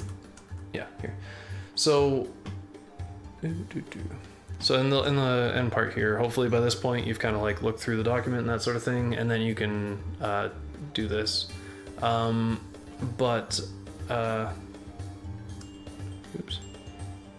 So yeah, so it's like a bit. Oops, make this bigger. It's pretty detailed. There are a lot of questions here, but the level of detail that you want to give is sort of up to you. If you maybe there's like parts that you want to leave open for the moment, that's okay.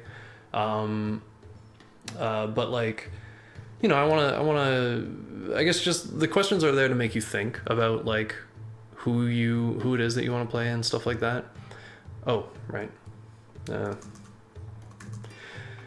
Sorry, there's only a couple of required questions and stuff. Situation, you know, like how have you come to Marabrazo? Where did you leave from? What name of the ship and things like that. Geography, places that you've been, places you've lived, ports you've been to, because you know that could come into play. These are some specific ones, but yeah, maybe been to others. Sphere of Mastery. Okay, I am bringing the Sphere of Mastery system back. It's not. We don't need to be as like what do you call it? As a. I guess it doesn't need to be as foolproof as it needed to be in what do you call it? Server play, because in server play it's like people kind of make their own thing, and then it's like, you know, if they do something, whatever. There's no GM intervention, and you can't like. You can't be there for every role, so you need to make sure that it's all like tight and stuff.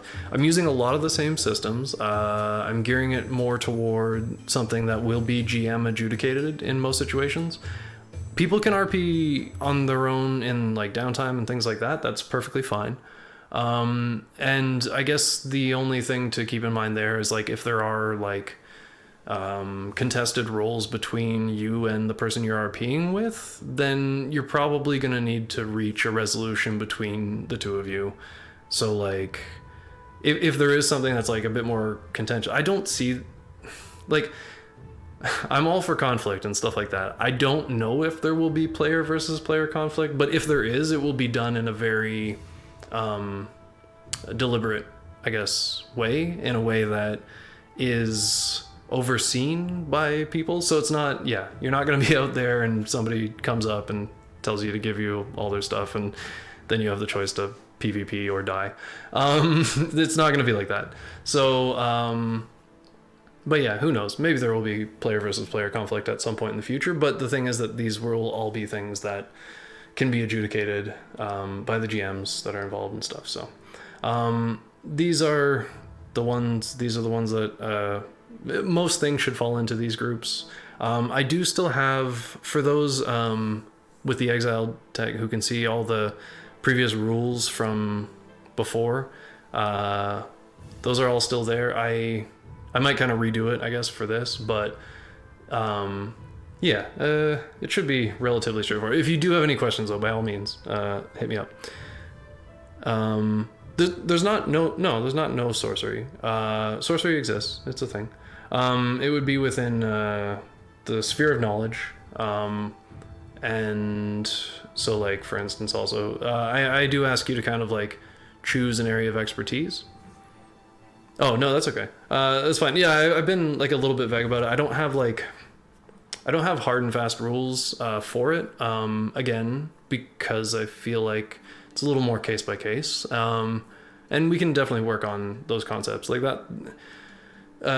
Yeah, those will probably require a little bit more talking through and figuring out, okay, what are the extents of your abilities, and you know, and maybe those aren't fully defined even at the beginning, but like maybe they are things that you develop over time. Like, I do want people to have like a sense of what do you call it? Like a sense of progression throughout the campaign, and so yeah, we'll kind of work toward that and set up something like a trajectory for your character that seems to make sense. Like, you'll just have to kind of like keep in mind, I guess, like what your areas of expertise are and different things like that or whatever. Oh, not this.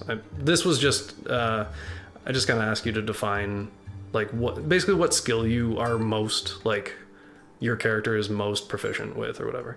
And then you have things like sorcery and alchemy and locksmith, which would be the purview of thieves. And yeah, so that requires specialization. So it's like, if you choose that sorcery as your thing, then it's like, okay, you're a sorcerer, obviously. Or if you choose alchemy or whatever, you're an alchemist. But like, yeah, this is again mostly just for like my own reference and like our reference on the GM side, so that we know kind of what sorts of characters you guys are playing, languages you speak, and if you're literate. And then this is the last one. This is just kind of like a bit of a open sort of, we want to kind of get a sense again of what kinds of stories you want to tell. So in one word, yours is a tale of, you know, heroism, survival, prosperity, adventure, adversity, power, whatever. So like, this is just kind of like a fun thing to kind of, okay, like how do you envision your story? What do you see for your character type of thing? Again, similarly with goals, we do want people to have goals. It's helpful. I know it can be like a little tough to define these things sometimes, but if you do have questions, by all means, like we can work together and sort of figure out goals, whether they be short term or long term or whatever. What stands in your way? This is again helpful, just a thing to think about. What do you fear? Because obviously I'm going to use your deepest, darkest fears against you. Name one person you trust, and name one person you hate, and describe the sort of story that you hope to tell. This is just a bit of a, you know, you can give an answer and kind of talk about what sorts of stories you want to tell and all that kind of stuff, what you're hoping to get from the RP and all that. And then you submit it. Yeah, so that's kind of, oops. How do I switch tabs? This way? Oh no, that makes a new tab. I'm not well versed on the shortcuts for Windows. Okay, there we go. You should fear Resic. We should all fear Resic. Yeah, so that's that. Again, a couple of things. Okay, so I've kind of covered a lot of it, but I would just encourage people to read the story part. That just kind of gives an overview of like the Rise of the Baron King, Prince von Cordova, that kind of thing. There's some notes at the bottom here. These are a little bit miscellaneous, but they may apply. This is again about the exiled lands and that sort of thing, and characters from previous seasons. Keep an eye open for anything that like has like a little twirl down thing, because some of the stuff might be hidden. Like in the case of people, like we have, these ones are there, but like expanded each heading or whatever. So all the NPCs from our Brazo are there. You have a little excerpt on House Madrasso and House Vidal.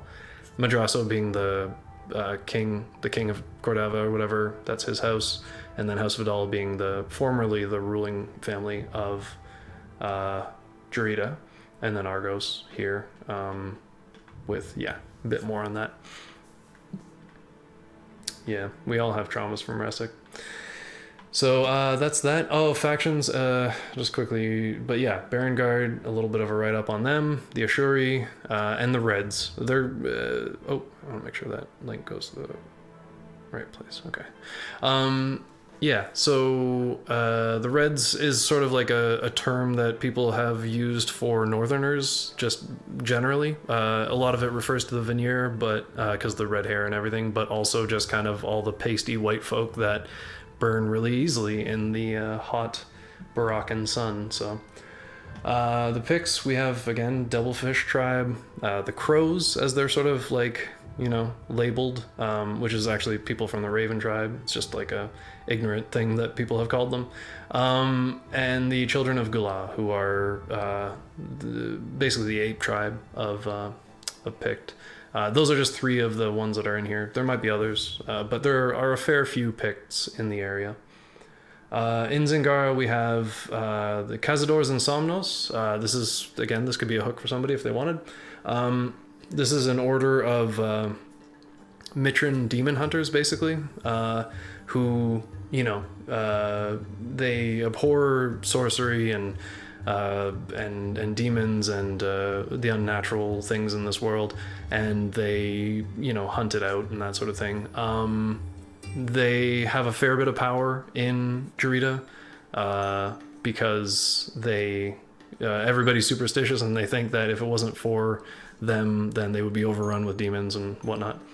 So there's a fair bit of power there. I guess you could think of them as like Inquisition-ish. Definitely has those vibes.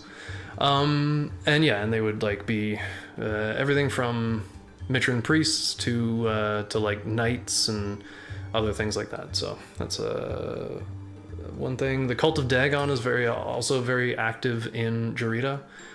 They pop up occasionally here and there, and they're kind of thought of as like raving lunatics, but like they seem to be pretty organized. So yeah, they do have a presence.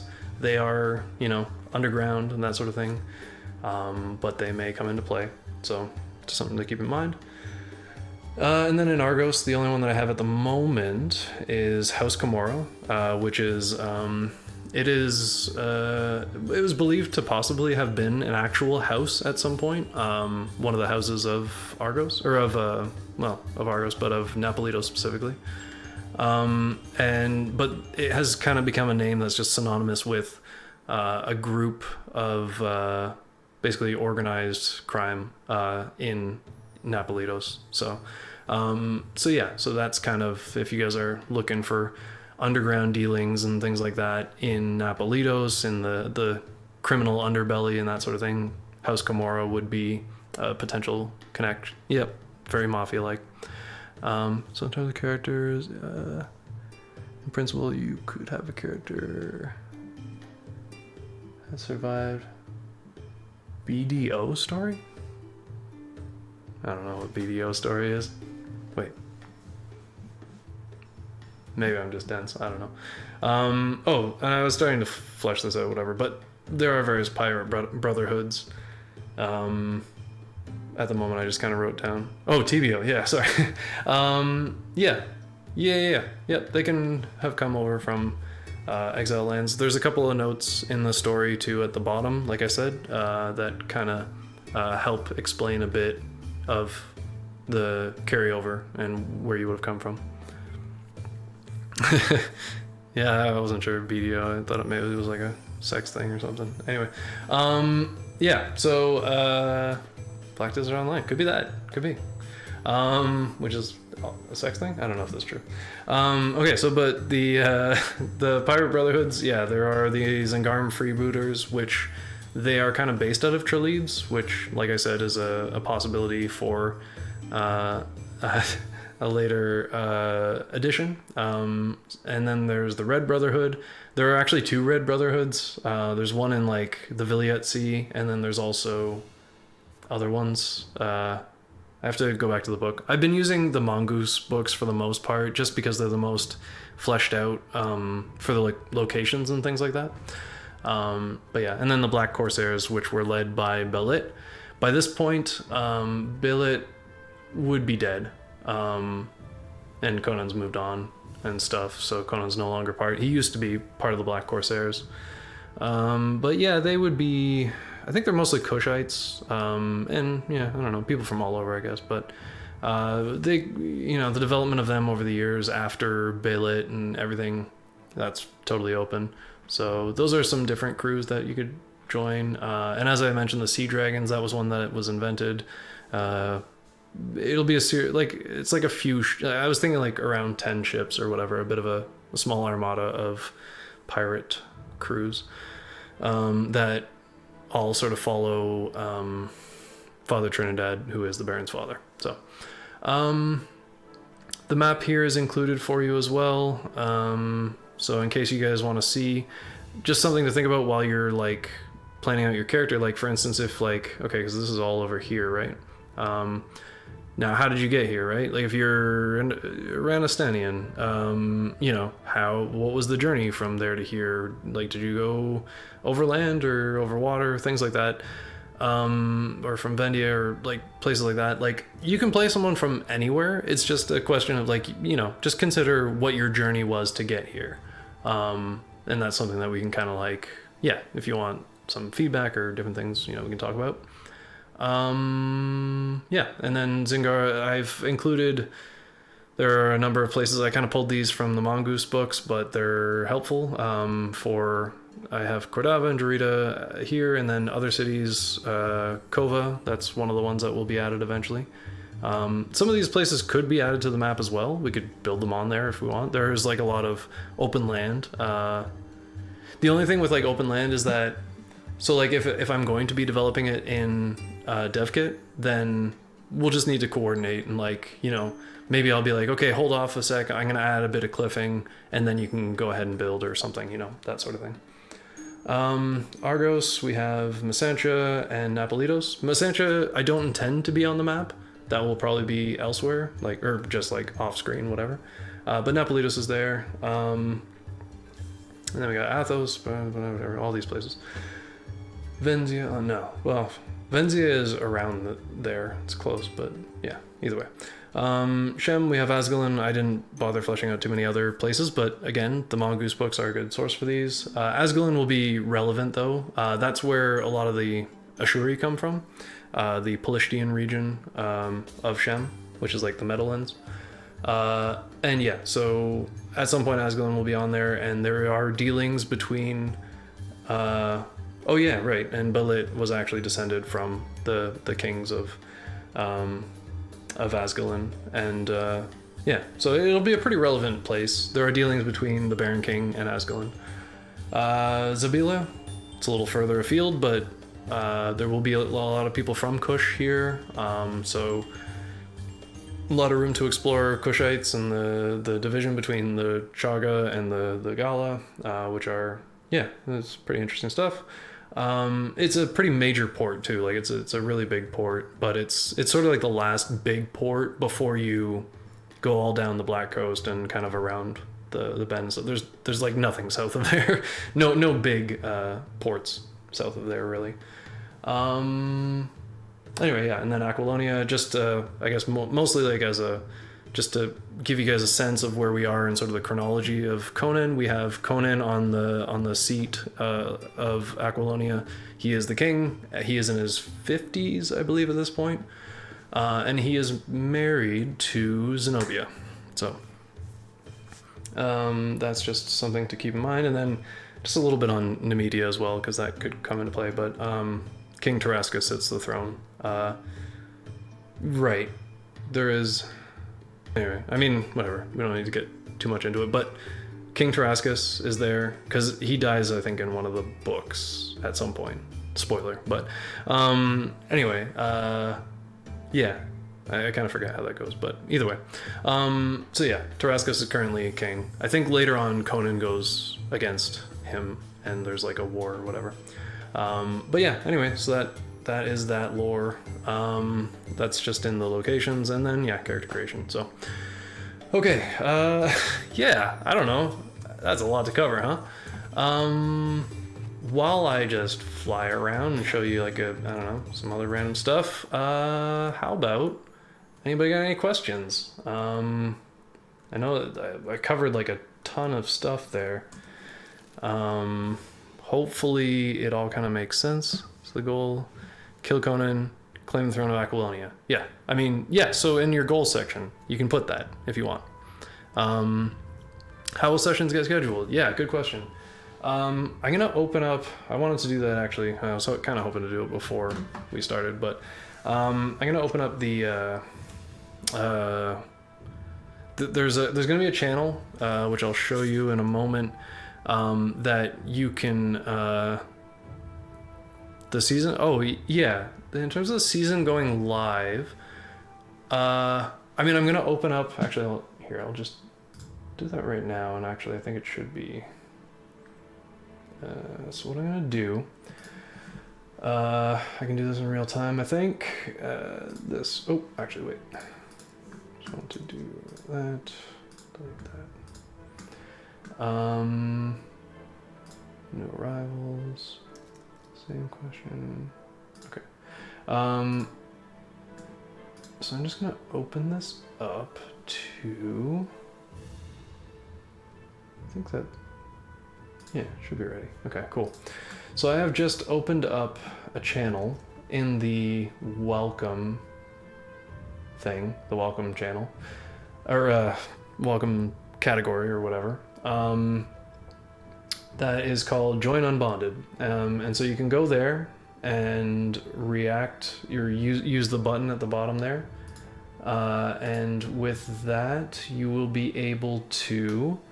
That'll open up the channels for Unbonded, which are a bit of a work in progress. But anyway, so you guys can, join there, and then you'll get the role, the what do you call it, the Unbonded role, and that will allow you to see some of the channels for that. And then from there, so that'll also give you access to the document, just to walk you through, if anyone's adding themselves or whatever. But where is it? So rules. There's some general stuff there, but read through it. Getting started. So the getting started part, I've just kind of posted in there. Basically, they're just links to the document that I've been showing you. And so that's open and ready to go. So you can go to the character creation document, have a look at it, read through it, and then when you are ready to, you can submit through the form, the Google form there. And so once I start receiving character applications, I'll go through those.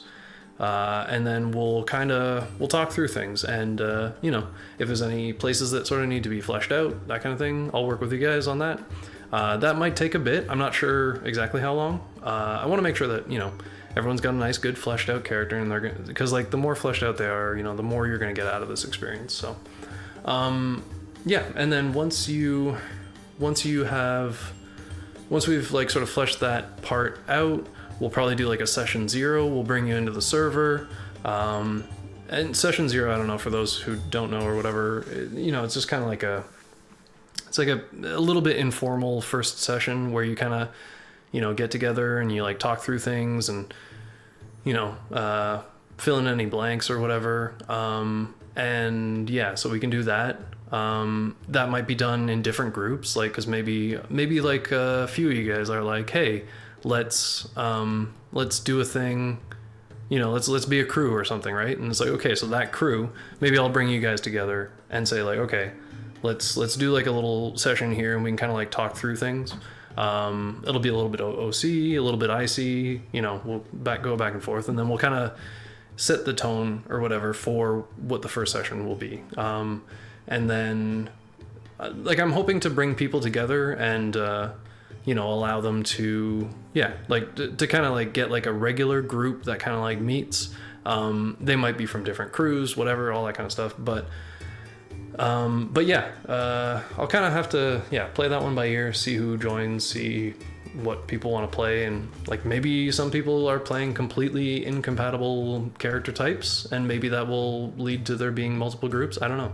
I'm keeping it open, but I'd like to get like a regular, if nothing else, like a regular day that we meet, which we'll try and find the day that works the best for everyone, but also different people's time schedule or time whatever schedules and whatnot might not align, so we might have to work around that as well.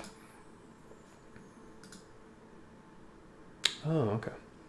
Yeah, sorry, I'm just going through that. Oh, interesting. Okay, sorry. I was just looking in the back end here.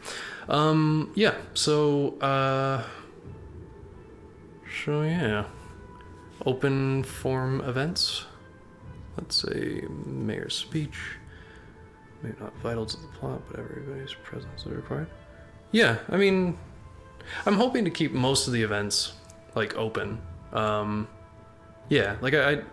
Ideally, I'd like to kind of focus on like, get like a core group together and things like that. Even if like, I don't know, like maybe you guys don't know each other and maybe there's just like some overlap because of where you guys happen to be. Maybe you're,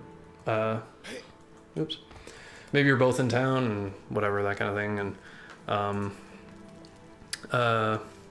so like, if there's like something public like that, that could be a way that maybe different people come together. Yeah, like you say, like a mayor address. I mean, there's no mayors, but whatever. So that would be something that could bring multiple groups together. Yeah, like I say, I'm trying to like gear it towards the players, so I'm like kind of trying to see who's gonna get involved and like who they're gonna play and whatnot, and then I'll kind of like gear it around that. But one thing I guess to keep in mind as you're making characters and everything will be like, just I guess keep in mind that the most fleshed out part of it at the moment is Mara Brazo, and so I will be sort of like starting from there, in terms of like maybe you're from Jarita and that's fine. Like maybe you have a character from there, or maybe maybe you have a character from elsewhere that goes to Jarita first and then comes over. Maybe we can cover some of that stuff in like a session 0. You know, maybe it's not all built up as much as other places, but like, you know, we can go through that and talk through that and figure out what happened and whatnot. But in terms of like the regular meetings and getting together and that sort of deal, that will probably focus mostly on Mara Brazo. And so yeah. Oh, I was gonna show you like really quickly. This is just a fun little thing. Incarnate. I think that's what he's called. Boom. So this is how I can play multiple NPCs. So yeah, now I'm him. Anyway, so I can bounce around between any kind of NPCs or whatever. So that's a fun little thing.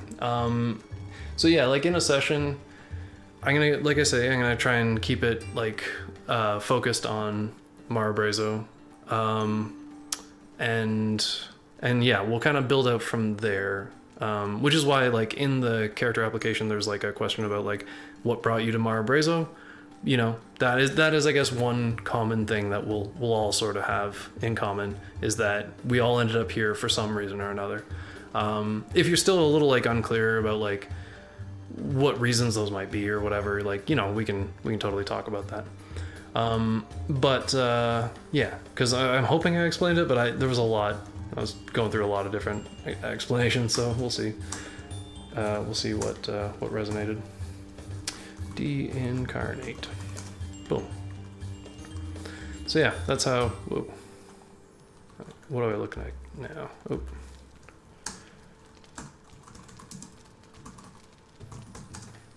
Oh yeah, I guess I just look like him.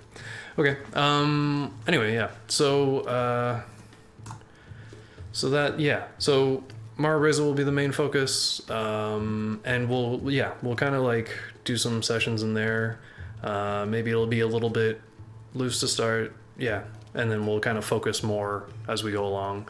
We'll figure out what each other's goals are and things like that, and we'll kind of hopefully be able to like, yeah, drill in on your goals and figure out how those overlap, and that'll come out through the RP and stuff like that. So then, you know, the first few sessions, maybe it'll be somewhat light. We'll see. I'm not really sure. But yeah, I'm just keeping it open. So all that to say, I don't know exactly when, like, quote unquote, the season will go live necessarily. It's all just kind of like as people come in and whatnot, because like more people might join later and like other things like that. So. But yeah, there's no immediate rush on getting your things in. You know, take your time. Think about what you want to play, who you want to play. And yeah, and there's a discussion channel. I think it's just called Discuss. Yeah, and you guys can post in there any questions and talk through ideas. There's also a ticket system if you want to do like a